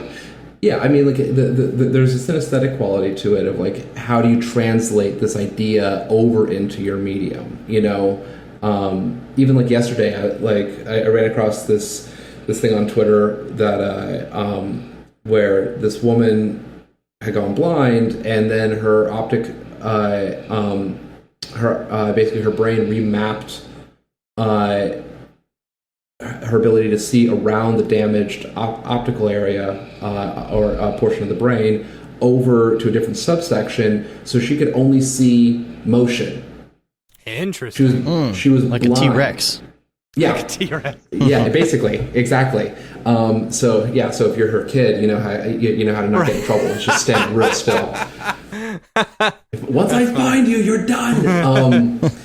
But I found that immediately arresting. Of how would I show just the ability to detect motion and no element inside there? Because she talks about that she can see the shape of things moving, mm-hmm.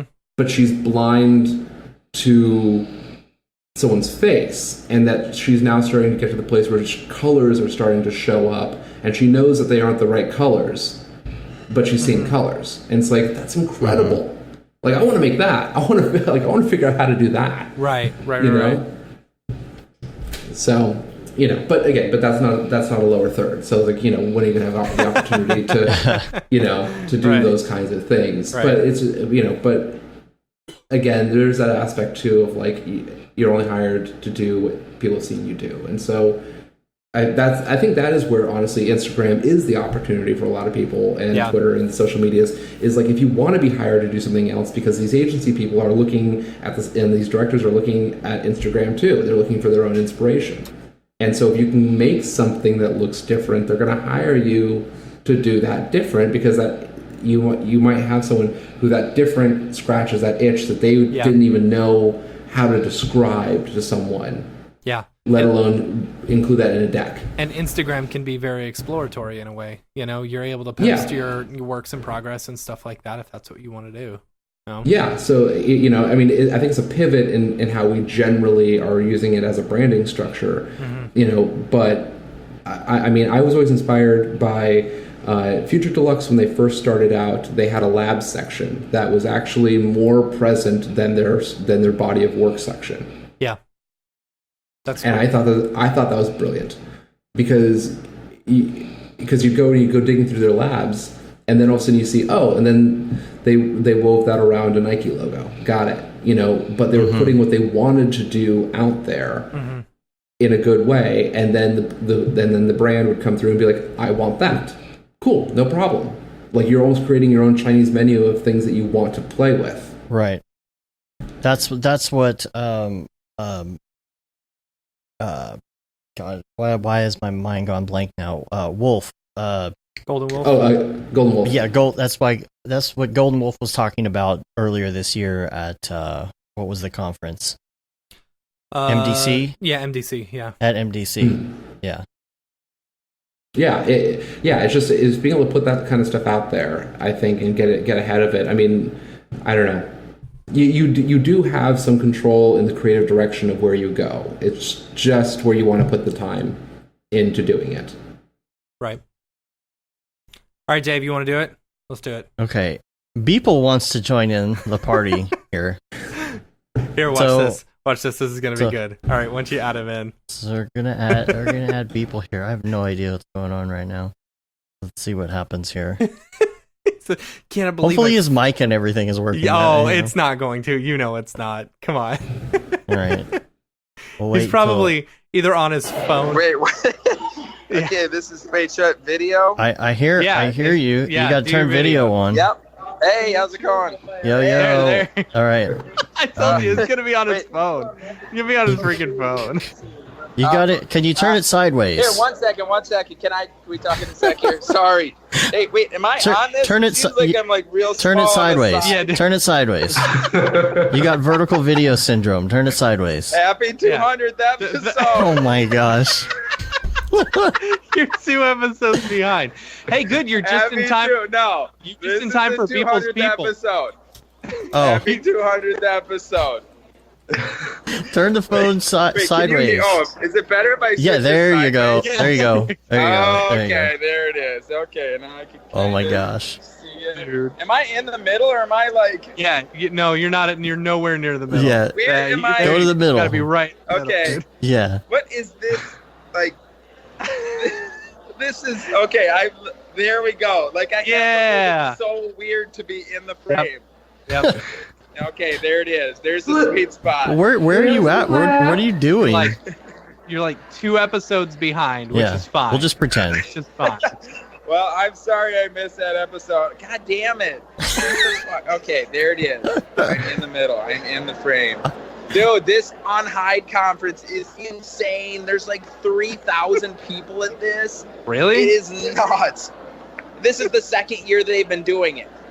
And they've got like every night they have a party with like free drinks and like open bar and like food and stuff like for everybody who like signs up for this thing. Like it is absolutely ridiculous. Where is it? They've got like what's up? Where is it? It's in Sao Paulo, and there's like a Facebook stage. There's like a Adobe stage. There's probably like 5 stages. They've got like days of workshops. The tickets are $150 for all 3 days, and that counts the like free drinks and like free food and everything. Yeah, it is just like absolutely. This is our interview. This feels like a promo. With the ceiling. What's up? Yeah, okay, because that's the thing. I have to hold it like if you saw how I was holding it, so weird to stay in frame. Oh man. So tell us about your party. I probably look like a super weirdo here. It's okay. Tell us about your party. Brandon, hey, how's it going? Sorry to hijack this here. Oh, super no. huge fan of your stuff. Oh, dude. Super huge fan. Been forever. Mutual Admiration Society. I'm just enjoying hearing about this, so I'm gonna lean back and let you just keep talking there. Yeah. Hey, you're just in, Mike. You're just in time for Beeple's people. Right. Now, God. Tell us about your party. Oh my. Tell us about your party. Tell us about Control Z. Yeah. Yeah. So that's in 2 weeks in LA. It's at God damn it. It's at Wisdom. Yeah, in LA there. So yeah, it should be a good time. They got crazy dome projections, 360 dome projections. That will be projecting a bunch of visuals, and we'll have showing a bunch of dope motion design work there. So yeah, totally free to get in. So yeah, there'll be a bunch. I think Andrew Kramer's coming. G-Monk will be there. Cool. Trying to think who else. Ash is being a little bitch, so he's not coming. So, do you want to send him some fucking? Do you want to send hate mail? Send it to Ash. Care of ashthorpe.com at gmail.whatever. I don't know. But yeah, no, should be a good time. So if you're in LA, or if you're not in LA and you're flying across the country, right before your class reunion. Right. Exactly. Right. Wondered where you were going with that. I think I'll do that then. What's up? Nothing. I said I think I'll do that. I think I will do exactly that. Yeah, exactly. God damn this stupid Skype. Once again. Well, you're walking like a mile right now. Where are you going? Take a picture of how I'm holding this phone right now to stay in the frame. I've got a tiny window of where I have to hold it, and I have to hold it super goony and stretched forward like this. Sorry, dude. Yeah. And I can't. That's all good. Dude, it's good. I appreciate having eyes on. I gotta bounce here on this, but I just wanted to say congrats and yeah. Well, looking forward to 200 more episodes. This is definitely 200. The big 2-0. Yeah, we appreciate you stopping by episode 200. That's awesome. Yogi Dog. Thank you guys. Have a good one. all right. Man. Talk to you later. Safe down there. Awesome. Peace. Bye. Oh my gosh, that was that's hilarious. freaking Freaking random cameo. He was like, yeah, I'm just gonna stop by, just whatever, and I'm like, just randomly. He's like, yeah. It's like, all right, I don't know what's gonna happen, but I'm sure it will be very entertaining. He didn't disappoint. Anyway, I just wanted to know where he was going in such a hurry. I have no idea. I know. I don't know. You never know. Half the time it's just a shot of the ceiling. Yeah. Man. Yeah, wherever he was, they have a lot of work to do on the grates there. Yeah, I know, right? I gotta get rid of that asbestos. Yeah. That's funny. All right, I've got another question for you. I think that's probably a good time to switch topics, right? Yeah, right. I've got one more topic two more, not too long topics before we get to some links and some Beeple's people. My question for you is, first of all, where do you think that big agencies are going, and where do you think smaller animation studios are going in the next 10 years, with the way freelancing is going, the way some studios are shutting down, the way some agencies are shutting down? Where do you see all of that going? Well, I mean, it looks like right now we're in kind of a reconsolidation phase. So I think we're going to get a couple major motherships that the agencies will kind of continue to keep glomming into each other or shutting down, mostly due to brain drain, as the Apples and the NVIDIAs and Microsoft keep eating the best talent from them. Yeah. And you're left with the junior producer from this, or this person now has to take on two different departments because the person who's in charge of that is now gone.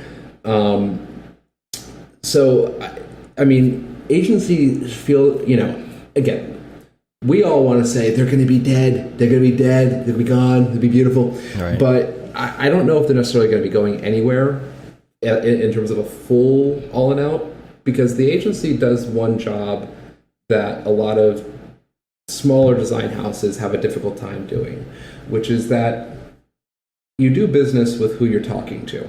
And so as an agency, for your sales team, you could be out there and you could be talking with them all the time, constantly in their ear, constantly in their face, and constantly present in front of them. And so as such, you can get your hooks in to get the work into you the best that you can. And for smaller design shops, they have a harder time being able to keep up with that, where because you're only doing business with who you're talking to and you're busy doing the work you've agreed to, it's hard to do the sales-based aspects of it. Most studios don't have a strong sales EPs or biz dev section of that's really helping trump up the work. That's two Trumpy references. I'm sorry for that. But so that being said, I do see consolidation with the agency. I do see them continuing to lose power year over year, and I don't see that changing anytime too soon. Because of the fact that, and this is also, I think, due to the fact that the ideas aren't that great, and I think that's the bigger thing. Like we look at like the Mad Men style agency where you had some big thinker coming in and just blowing the client away with an idea that they could never have thought of, a take on the narrative of their brand that they could never have come up with themselves, because they just had, that was their job. Their job was to come up with these ideas. And you look at most campaigns, and the level of discourse is so low. The access angle is so metrically driven that the client can do that themselves. They can find that same information that the agency has. And if the agency has a really good person whose take on things they tend to like, they'll just take them. Yeah. Say, we'll offer you more, we'll give you better stability, and you can really grab the bull by the horns here and take us somewhere. And so, because of the fact that the level of discourse I see is dropping year over year, that the ideas are kind of continuing to get more watered down and more literal and more direct, it doesn't leave a whole lot of space for the agency to really be at, aside from essentially being a bloat sitting on top of the production company. Right. So that's the trend that I'm seeing. And until I see someone really start shaking things up, I mean, I feel like that trend's just going to continue, and they just continue to kind of, marginalize themselves by not delivering anything more than just being matchmaker to a production company and post-production and, vendors. Like that portaling, the client can find on their own if they find the right producer from that agency. So that's that one. And I'm sure that, there's that, we could probably bring some people on here that could blow me out of the water with my opinions, but that's just what I'm seeing right now, year over year. For small shops, I'm super intrigued because, again, with the big shops, we're seeing consolidation. But one thing that I'm also seeing is I'm seeing erosion in the medium to large scale shops, where that stratification between the CD and the freelance talent is getting so wide, and the level of understanding of the process it takes to make the final image is getting less and less and less. Where I'm getting pings and I'm having conversations with people where they bring in a whole host of freelancers to do a job, and they basically put a volleyball team on a bus to go see if they can win a football game, and they wonder why they're not getting the results they want, and it's because the producing team, the the CD team and the staff at the location may not have a full context of what exactly it took to make that final reference point that was in the deck if they didn't make the style frame themselves. And that erosion and that production and that producer heavy and just land the job, we'll figure it out later with talent approach makes for not a great place to work, and people start to leave. And the work, you could see that the work starts flattening out because the process that made them a lot of money starts just becoming more of a rinse and repeat of like, well, we know how to make this, so then this is just what we're going to make. And that allows for those shops to go by the wayside, and then we wait for new ones to come take their place. And there's always that cycling aspect of like, oh, this one, this studio is ascending, this one is in its decline, and then eventually, they either like bottom out and like hit their like little threshold point where they kind of float along. But that turnover is kind of a natural part and parcel of it. There's a couple elements that I think are going to be influential for us, and it's going to come from the gig economy everywhere else. Because we were really early into the game for the design industry, to the whole freelance world, and then the rest of the world kind of also went freelance, and everyone else got fired and then had to get taken on as freelance. And so it's going to be through the Ubers and the Fivers and all these other like little like one-off pop-em style setups that is going to start making changes to, I think, tectonically of how freelance works. And it'll have ramifications, and I think eventually there's always an ebb and flow of like, oh, people are going more full-time right now, okay, people are going more freelance right now, and so that's always going to be kind of in a bit of a back and forth. I've seen the flow in both directions. But I mean, at this point here, I'm trying, I look back and it's like, there was a moment early on in my career where I saw a ton of small shops like explode like a cockroach invasion.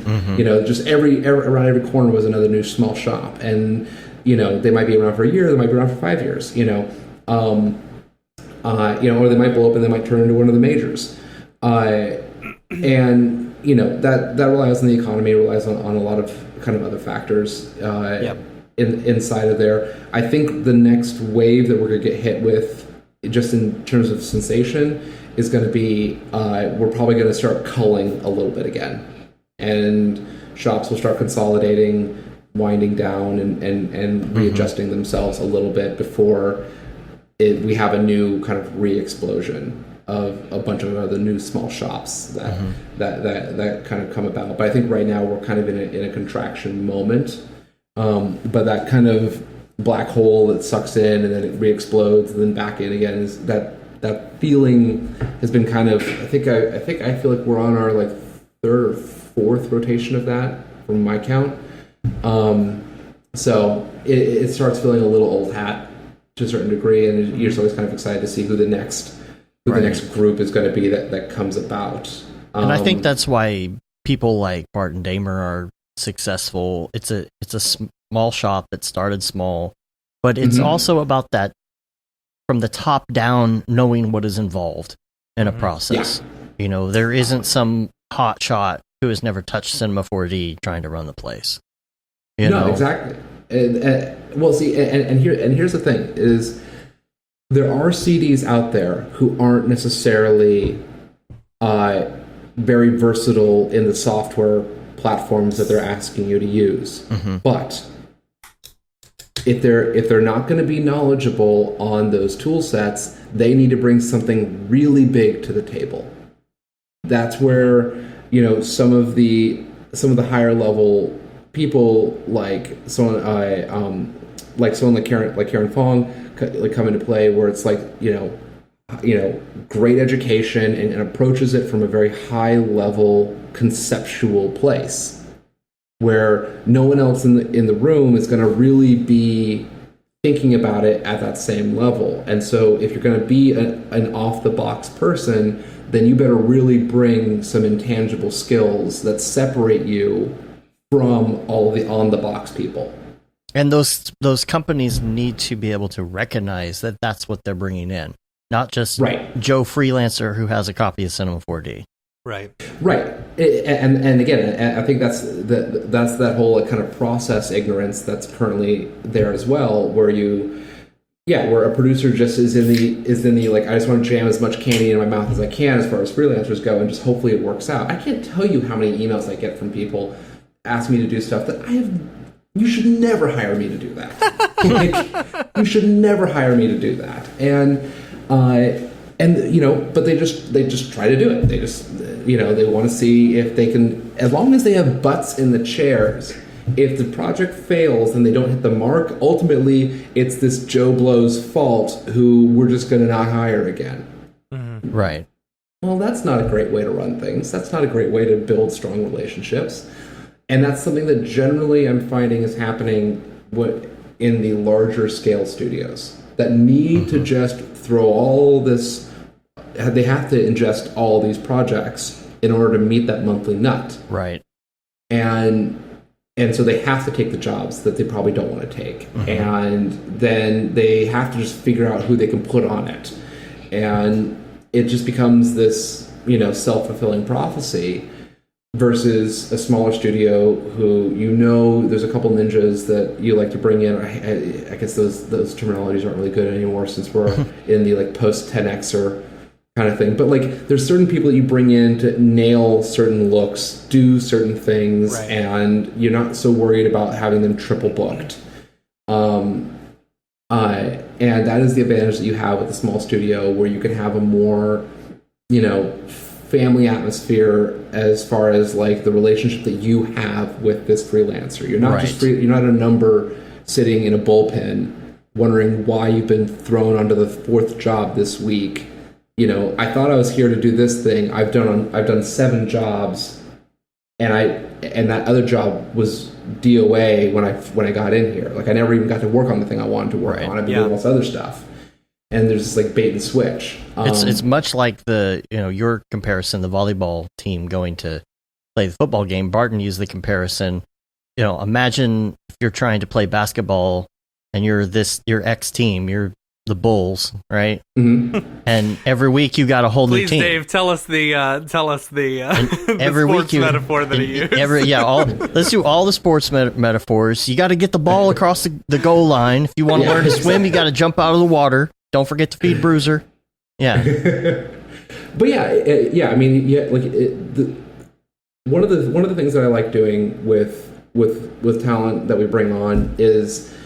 Obviously, you have to study their work. You have to study how they what they're making, what they're tending to do, what are they showcasing, what do they seem to be proud of, because you need to get to know this person very, very quickly, and then for people who I enjoyed the process of working with, they were good communicators. They were able to execute in a good fashion, and everyone felt good about working with them. The thing that I always do as a follow-up is what do you want to do? What is the thing that I could ask you to do that you would be doing for free even if you weren't being paid to do it? Because I want to ask you to do that. I want you to be somewhere that you're super excited to be. And as long as that's a good answer, we're going to have a really good relationship moving forward. Because I'm going to try my best to always make sure, and Brandon will over here at BMO, we're always going to try our best to make sure that we're asking you to do something that you're stoked on doing. Because if you're not having fun doing this as a career, you're in the wrong place. There's a lot of better places to make money than in this industry. Mm-hmm. People aside. So you have to really be enjoying that process, and it's at least out here in LA. It's not always that fun. Mm-hmm. And so that's always a goal set of mine is like, what are you excited about doing? Where do you want to be in the next few years? How can I help you get to there? And it just better not be, I want to be a creative director. If the answer that I come back with is, I want to do creative direction, or I think I should be an art director, then I usually am like, cool. It's cool. It's cool. Okay. Great. I will let you know when I need to take a risk on an art director. Like, versus being like, oh, I'm super inspired by this guy, or I've been trying to go down this avenue. Like, I want to know like what you're actually excited about doing. And I think that's feedback that is, for freelancers out there, is beneficial to find. If you have a producer or you have someone who's working with you that is interested in you, be specific. Mm-hmm. Because they're trying to solve specific answers. And I think it's really easy for us to get into this conversation. If you're an on-the-box person, someone on the box, hopefully, training up to be someone who's on the box, that the producer is the enemy. And they don't have to be. A lot of times they turn themselves into it. But if people ask you questions, if people take interest in you, it's important, I think, to understand how rare that is these days, and to try to strike up a relationship with that person. If they're asking these kinds of questions, if you try to respond back, try to dig in there. I've made really good friends with producers who took a half bit of interest in me, mm-hmm. and they've become lifelong friends because they trust me. They trust my decisions that I will make and what I'm trying to get after, not just my results. The results are the results, and but if you're fully results based, you're going to become indifferent to 13 other solutions that they're going to have in front of them. Cool. So a very similar question, I guess, in a way, would be, where do you feel like, with where the industry is going, where do you feel like the software is going, or where does the software need to go? Would probably be a better question. Where does the software need to go? Well, I think we're all waiting for, at some level, the real-time shoe to drop and make our life a little bit of hell. Because that's going to be a pivot, and it's going to ask us to do things in a slightly different way. But I do think that the push towards real-time is going to continue to infect all of our workflows, because no other sector of the computer visualization industry has more money going into it than games. Mm-hmm. So they're going to continue to dictate the direction in which all of our software is going, because they're the ones who are actually developing everything. We benefit on GPU rendering today because of the work that happened due to games originally. Right. Yeah. And we're going to continue down that path because it's not going anywhere. I do think that there is a simplification that's continuing to happen as far as the tools go, where yes, you'll always have the Houdini, where things are that's going to continue to get deeper and deeper and deeper into the dark arts, and they'll keep adding new widgets and gizmos that you can build anything atom by atom.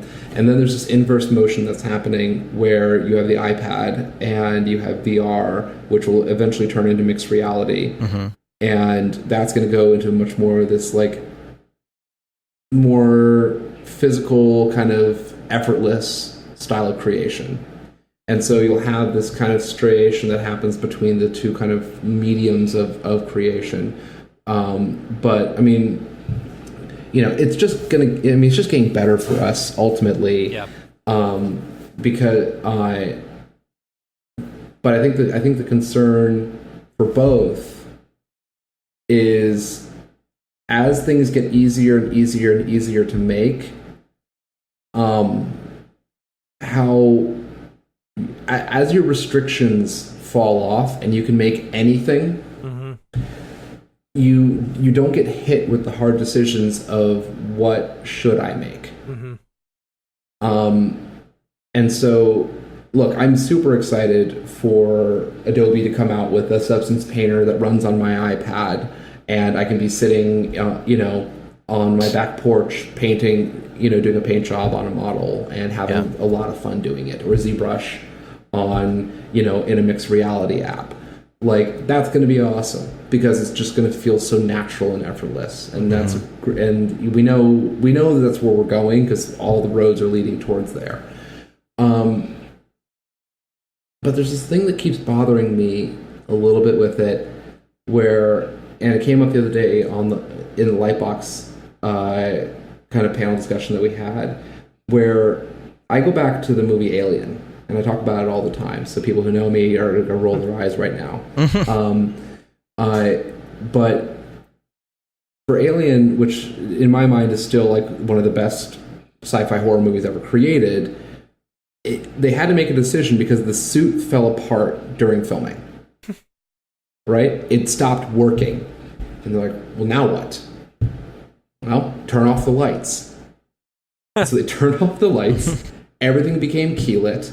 And it's all about this thing skulking in the shadows. And they built this whole lighting setup that made the movie so much better. That they could only get the bits and pieces that would work. And there was this restriction, these constraints, these things that held them back from being able to do anything that they wanted to do. Mm-hmm. And it made ultimately a better product because of it. Yeah.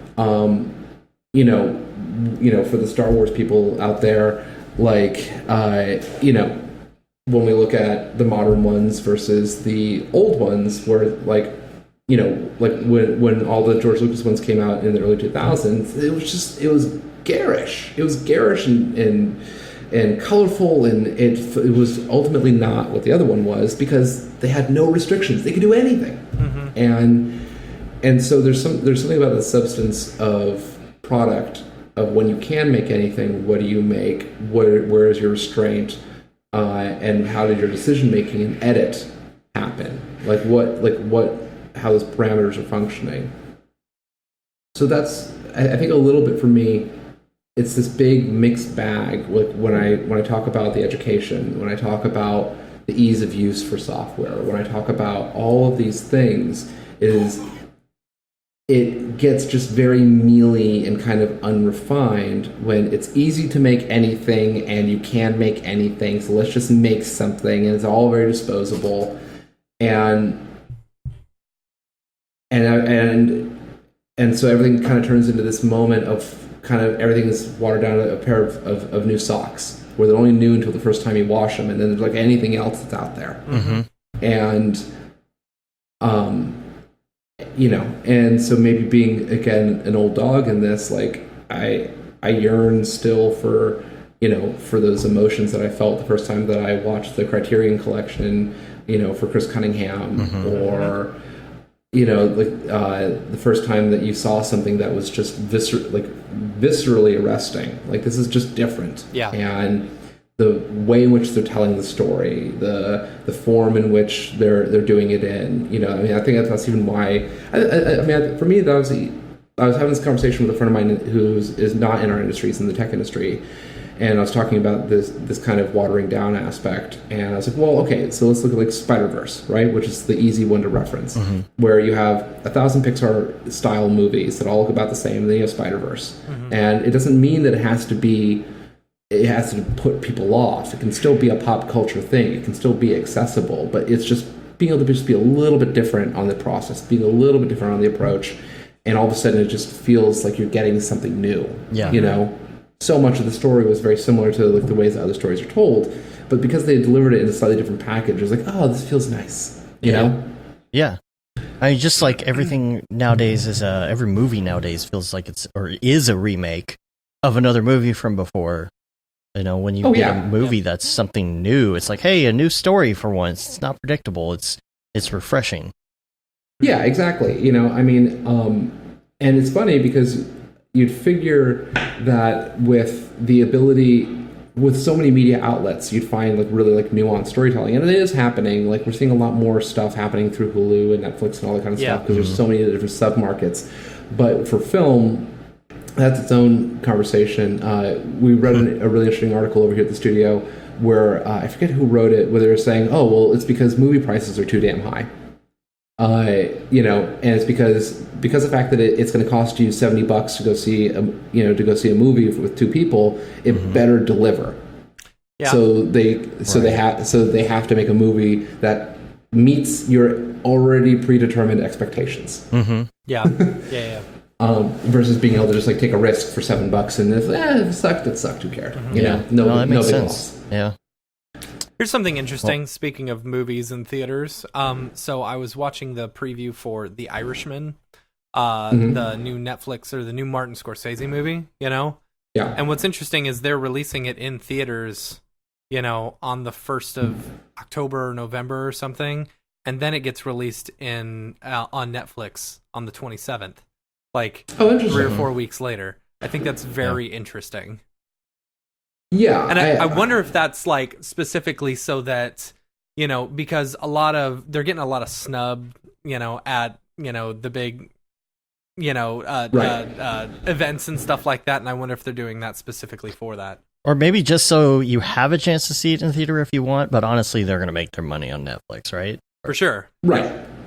Well, I mean, I think it's a good move though, especially if they're gonna make something where they're going to spend the time and they're going to say, look, you're going to get something more if you see this thing on a huge screen with, you know, like with just the right sound mix and everything else, and you have that experience. Like that's not surprising to me. And yes, it's certainly motivated by, you know, by people barking at them for like, you can't have them run for, you know, in an Oscar conversation because they didn't have to release it to a theater. Right. It is a great filter. That, you know, there's a lot of really bad movies that don't get released, and if or at least that don't make it to the theater. So like if they get, you know, if they put their toe in there, I think that's great. You know, but yeah, but I definitely do see it as like, yeah, it's going to keep changing. It's definitely going to keep changing. I've been really enjoying watching. Do you guys watch Succession? Oh man, so good. Watched it. No, so good. It's pretty good, but like I like there's like one aspect that they're talking about where it's like basically the death of the classic media empire and now technology companies as being like the main players in media. And as we sit here and watch Apple and Amazon and all these people who have media being delivered to you as just part of their ecosystem. It's just an ecosystem play to get you to sign on with their with their this, that, or the other, and it's this like byproduct. I think we're in kind of super fascinating times with it.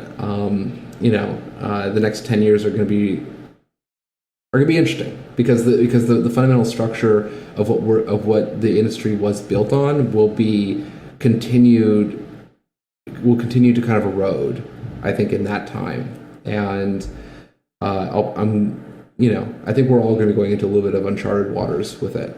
It's such a great show. Did you know Will Ferrell executive produces that or something? I know, Isn't that right? crazy? Yeah. It's like, wait, what? I was like, is it the same Will Ferrell? I had to look it up. You know? Yeah. No, I know. I like each time I see his name on the credits, I get a little wry smile because it's so not on brand that I love it. Which is good. Yeah, that's the only show that I'm like, I religiously Sunday night. It's like, no, this is what I'm doing Sunday night. Yeah, you know, so many great characters in that show. It's really good. It's just been fun to kind of follow along, and everyone on that show is just such a miserable cretin. I know. I've been telling Matt to watch it. It's really great. It's really great. Yeah. I've got a whole list of stuff. I just finished Mindhunter. I thought that was awesome. Yeah. Yeah, that's on my list. Yeah. Speaking of which, we got to get to Mograph recommends. Yes. But and I know Matt, do you have to like go? Do you have a hard out? 20 minutes, yeah. In 20 minutes. Okay. So here's what I'm going to do, because I want us to be able to concentrate on like the Mograph recommends, the movies and things like that. Yeah. So I'm just going to blow through these other things like super quick that I have on the list for links and Beeple's people. So yeah. Okay. I'm going to go to links real quick.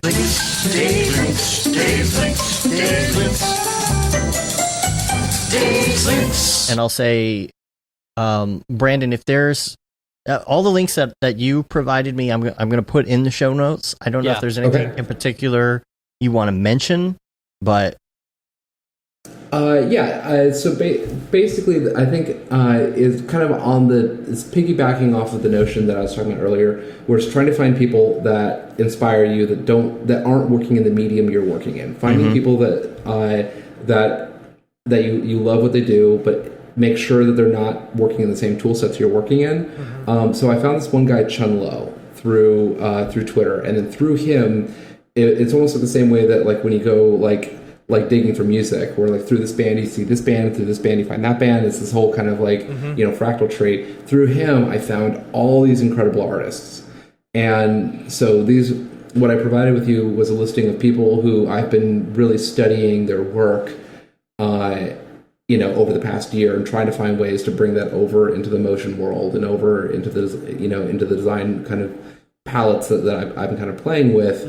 And I just find this stuff inspiring. I think it's beautiful to look at. But this guy's awesome. I mean, not only because his work's like really like well done, but he has all these incredible illustrators that he follows. I think it's a he. But yeah, it's been finding this has made social media for me way more fun again. Like I feel like I'm a kid again, looking through all this stuff. When I got to a point where like I could not look at one more render to save my life. I was just done. I'd stopped posting. Right. I had sworn off the industry largely. I was like, I'm just gonna go into hermitude and and just go off and kind of make my little puddlings in a corner. And then I found all these amazing artists again. I was like, I became completely reinvigorated of just seeing what different people can make. There's a lot out there, I think, still left for us to make, and we haven't yet gotten there. And so much, I think, that's inspirational ends up coming from other countries, other cultures. Right. You get kind of just, I don't know, stagnant sitting in your own culture. Yeah. No, absolutely. But like like the images that you're looking here, it's like, how would you try to make that with a procedural shader? Right. Could you? Yeah, like this one here. Like these are challenges that I think when you start dealing with artists who aren't working on a box, and you're like, how can I even try to make that? That's a brilliant challenge. It really, and all of a sudden you start really stressing the limits of your technical understanding when you have to make it like that. How do you pronounce the name of this artist here? Which one's this that is one? It's Joaoruas. I don't even know. I'm so bad with the pronunciations anyway. Let's see. Yeah, I'm trying to remember that one. I think his last name is Ruiz, so I think that's his first and last name. Okay. Yeah, look at that. I know, right?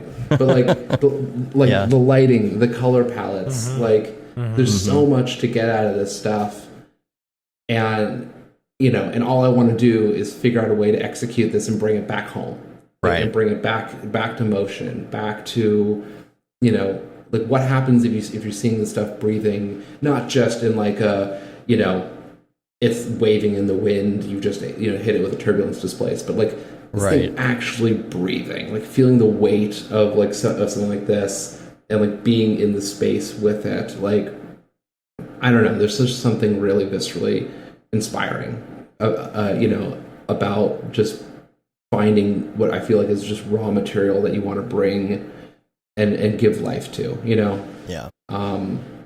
So that's what I've been geeking out about. I'll shut up. Now, some other quick links I have, just real quick. I'll just throw them in there. You can open them, check them out. The blend opening titles are out.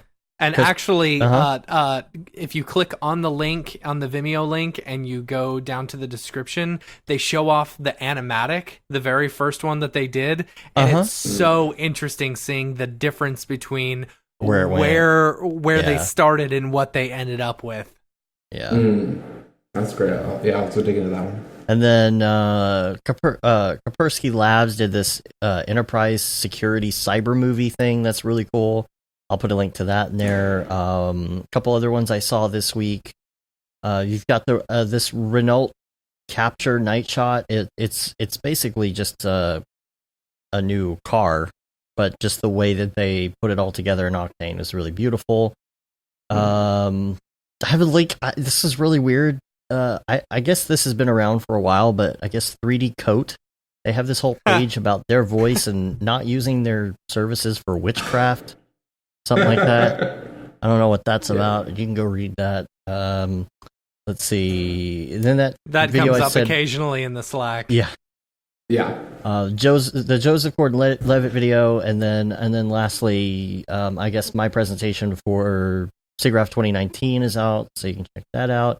And in VR Corner, I just wanted to mention real quick. Also, there's the half-res titles as well. Oh, and the half-res titles. Yeah, I'll put a link to that there. Those are great. So. And then VR Corner, real quick, I was going to say this is really interesting that they announced that Rift Quest is going to get this thing. I think it's called like the Link or something. There's a port on the Rift Quest, and you're going to be able to just plug it in and plug that into a computer and use the video processing power to play all like the regular titles that the Oculus Rift would play, and then you can unplug it. And I'm like, man, I wish I would have known that, because I would have bought that version of the Rift and not the Rift S. Because now it makes it so like the Rift Quest actually can do more than the Rift S can do, because you could use it portable or you could plug it in and get that extra power. So very interesting. I almost want to sell my Rift and go get that one instead. And then I really want to get to Mograph recommends, so I'm going to do the fastest Beeple's people ever. Beeple's people, where do you get that Beeple?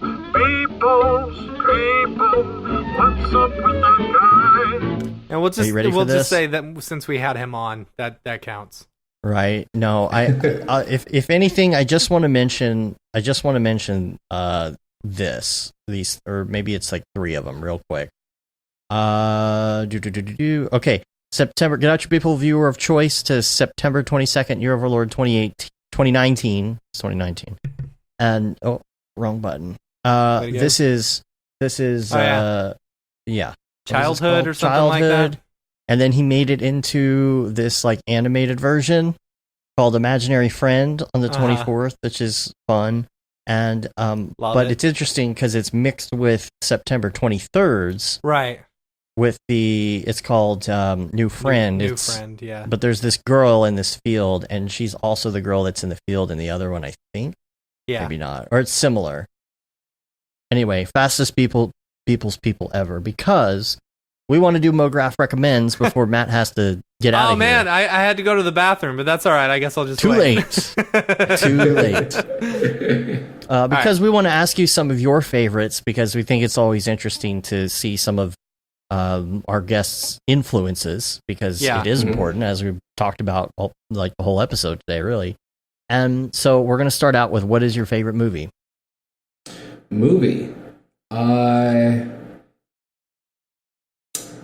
Alien, probably the number one. And then there's like different sectors that it goes into. Alien, Irreversible, don't judge me, and then Stalker. Okay. And then what about favorite music? Okay. Currently, Health, Italtech, Sun Glitters is a long-term one, and Rival Consoles. That's enough for right now. I know none of those. All right. I'm going to have to look them up. All right. And where am I? Oh, TV show.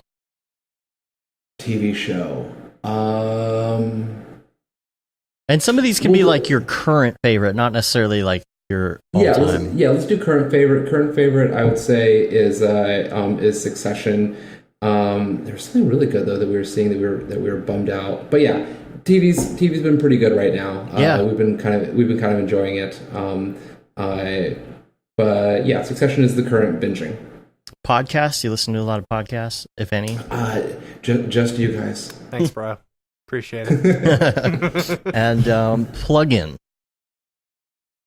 That's a good one. I use the holy hell out of Retro Dither this week. Retro Dither.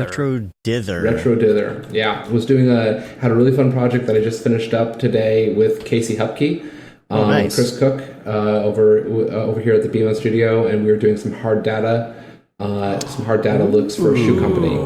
I like this. So we have some cool stuff coming up for that one. It looks like a 16-bit version of EJ's plugin, or more like right? maybe like a 32. Yeah.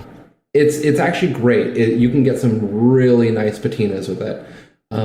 So that was my stoke out this week. Was there anything much for 3D? And then my usual using XP and using Octane and Redshift and all those kind of fun ones. But I think Redshift was the fun one this week, or Retro Dither was the fun one this week. Mm-hmm. Oh, I'm definitely bookmarking this one for sure. Yeah, that's because I love doing that kind of video game. Yeah, you can do some really, really cool stuff with it. When you start mixing and matching it with some of the other plugins, you can start getting some really, really nice kind of tinsely sharp looks that are kind of fun. That's super cool. Yeah, I mean, you use this and EJ's plugin together. Mm-hmm. Yeah, that's super cool. Yeah, you can get some mix and match. Always mix and match. You never want to be able to tell which plugin you use. Right. Or tutorial. I wish I would have had this when we did the Camp Mograph promos of the video game stuff. Maybe next year. I have more written and planned. I just didn't get to them this year. So next year. Yeah. The best laid plans of mice and men, right? I want to do a spoof. All your bass are belong to us. So I'll use that. So nice. Next on the list would be headphones. I'm interested in your headphones. They look like NVIDIA fans. They are the Koss Porta Pros. They are $15 to $20. They have had the same design since the 70s, and they are by far my favorite headphones I've ever owned. I have 3 pairs for each building I go into. Thanks for supporting my family. I knew it was either going to be like you weren't sure, you were like on the fence about any of these answers, or you were just going to know exactly. I spent a long time researching, waffling, changing my mind, and then I move at kind of this glacial pace, and then once I make the decision, that is now the decision. Yep. That's it. Now it's just this is the thing I do. Yep. Well, I appreciate you buying my headphones. It's always someday maybe I'll see the cost residuals. We'll see. Yeah, right. Also, okay, so we've changed this a little bit. It used to be like your favorite website or maybe Chrome extension, but we've kind of added in like app. Like, what's your favorite app? Favorite app? I don't like any of my apps right now. I think most of my apps are pretty homeless. I'm on iOS, and you know what? The Destroy Pixels one is pretty cool, but that's also because I'm a huge fan of the developer. But it's a really cool glitch app. It's by Petter, who used to be the guy who designed Trapcode. Oh, okay. Back in the day. So he's someone who you should be following anyways, because he's just brilliant. Story Pixels? No, Destroy Pixels. Destroy Pixels. Yeah. Okay. I'll say one of my new favorite features of iOS 13 is silencing all unknown phone calls. Yes, that's a winner. And what's great about it is you're like, oh, I might miss something from a client. It's like, even if their number is somewhere in your email on your phone, it'll still ring. Right. Because of Siri suggestions, and like the robocallers are gone. And even if it's somebody you just called earlier that day, it'll still come through. So it's right. And if it doesn't come through, they can leave a message. So you know what? I'll take the chance that somebody's going to leave me a voicemail over getting 5,000 robocalls a day. Oh wait, so they will actually go to voicemail? Yes. Oh, okay. Yeah. I need to turn so you're basically screening calls, but there's no notification, there's no vibration, any of that stuff. And I'm telling you, I turned it on yesterday, and life has been so much more peaceful when I'm working. Interesting. Anyway, a couple years ago, I made the decision of never answering phone calls anymore, and my life got so much better. I'll respond to a text, but I will not pick up the phone ever, like unless it's of course my wife, right? Because you of course will pick up that call. But really beyond that, you just don't pick up the call, and just call them back. Get yourself to a different area. and where you can clear your mind and actually have a conversation, great, call them back. But I was getting so much anxiety from having to pick up the phone call and feeling like I'm in the middle of doing something, and now I'm talking to you, and I don't want to sound like a total buffoon, and like just not picking up anymore and being like, okay, cool, I gotta go step out and take a call. Everything's like so much better in my life now. Well, the next question on the list is your favorite life hack, but I feel like that's probably one of them. Yeah, no, it definitely is. Like because I can't stand being on the phone in front of other people. Gotcha. So in like middle school, I developed a stutter, and I think it was just because my family all like to talk at once, and so if I can't hear myself think, or if I feel like I have someone listening to what I'm saying to someone on a phone, I become immediately aware of like my body posturing and what I'm saying to someone in how it sounds, and not even what I'm saying. Right. So I have to like go run to run outside and like go like wander around like the back of a block to be able to like have a phone call and actually like be there and be present on the phone call. So that's also a big chunk of why I just stopped picking up the phone when you call, and I'll just know that I'll call you back the second I can drop what's currently in my hand. Cool. Any other life hacks you can think of offhand, or is that probably that? And I'm going to be kind of in the Casey Hupke camp of figure out something to do in the morning hour to kind of reset your brain every day, and it'll help a lot. I had some about midway through running GT, I was just a frustrated ball of just angry, and after losing my temper a couple times in the studio because of just whatever, right? None of this stuff matters, and I'm losing my temper. I started doing a workout every morning where I have hour to hour and a half before I leave for the office. I just do it at home, and I know every day how I'm feeling. I know every day halfway through the workout, okay, I can't keep the numbers straight in my head. This is harder than it usually is, or this is running pretty clean. I feel pretty good today. And you already know kind of a calibration of how you're going to perform at some level when you have a thing that you do every day to balance yourself up against. So it doesn't have to be a workout, but just some kind of a process that you can go through in the morning hour for me has been a huge thing, because every day you're a little different. But if the process is the same every day for this like one little window, you can always gauge how you are different today brushing up against it. And it'll actually change how I actually approach the day. I'm like, oh, okay, I can't remember anything, so I'm going to maybe try to tackle these kinds of tasks today, because I know that I'm going to just muck these other ones up. Yeah, but that's just me. It's my little recipes for keeping myself sane. Cool. Well, you know what? I'm sad that we only had 2.5 hours to talk. Yeah, right? Because there are so many more topics that we could just go off on right now. And so we're going to have to do this again at some point and continue with more.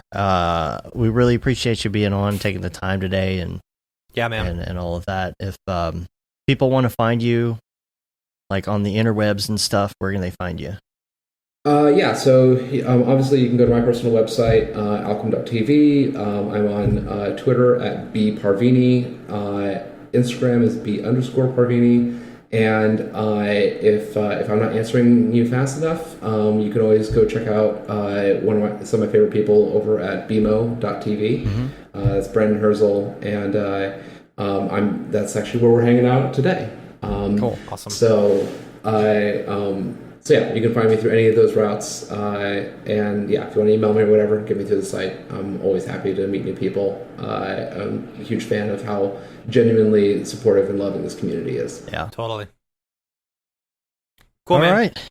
Well, we're going to get out of here. Cool. You can rate us on iTunes, leave a review, or subscribe in your podcatcher of choice. It helps get our ratings up a little bit. You can subscribe to our newsletter, which just went out the other day, I believe, yesterday.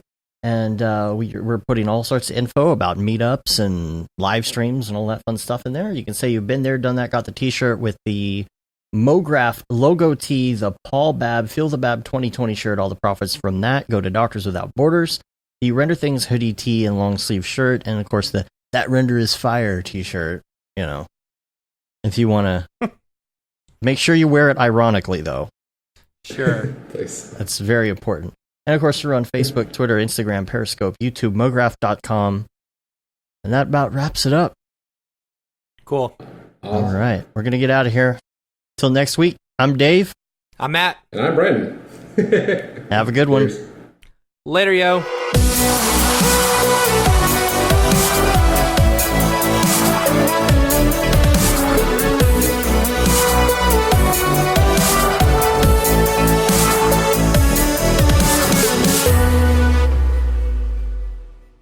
It's pretty good, I guess. Mograph.com, an online resource for motion graphic artists. Start your week with the Mograph podcast. Industry news, interviews with your favorite artists, and terrible humor. Watch live shows and interviews from Mograph events like NAB, SIGGRAPH, Half-Res, and local meetups. Our Mograph Talks feature live demos and motivation from artists all around the world. Sometimes you gotta make stuff that you're not gonna put on your reel, and I'm not here to judge. What if Rick and Morty show up for the countdown at midnight? That's where I peaked in life, in my career. We gotta stop this thing, Rick! It's gonna kill us all! Hear from the people that create your software, design your render engines, and artists that are changing the face of modern motion graphics. You get that render done. Yeah, you better frame what? Mograph tutorials and online classes will teach you about Cinema 4D, After Effects, as well as other popular software and render engines. Throw in the HDR Studio, take the render settings, pick the HDR, put in a reflection, and gorgeous. Branch into new software. Learn time-saving tips, techniques, workflows, and lessons that'll keep you up to date in the world of motion design. Oh, brother, those are some of my favorite elves. I love projects that scare me. When our art director comes to us and asks for something that I had never done before, man, it gets me pumped. Join the conversation in our live sessions. Check out our plugins, or join the hundreds of daily active users in our Slack channel for technical help, advice, contests, or just to joke around. Real nice banana. Ah, that's so funny! Alright! I'm gonna live forever! Subscribe today and get the latest updates on our YouTube and other social media channels. Take all your dreams and just do it! We don't care how you get here, folks. Just get here. Subscribe to Mograph.com.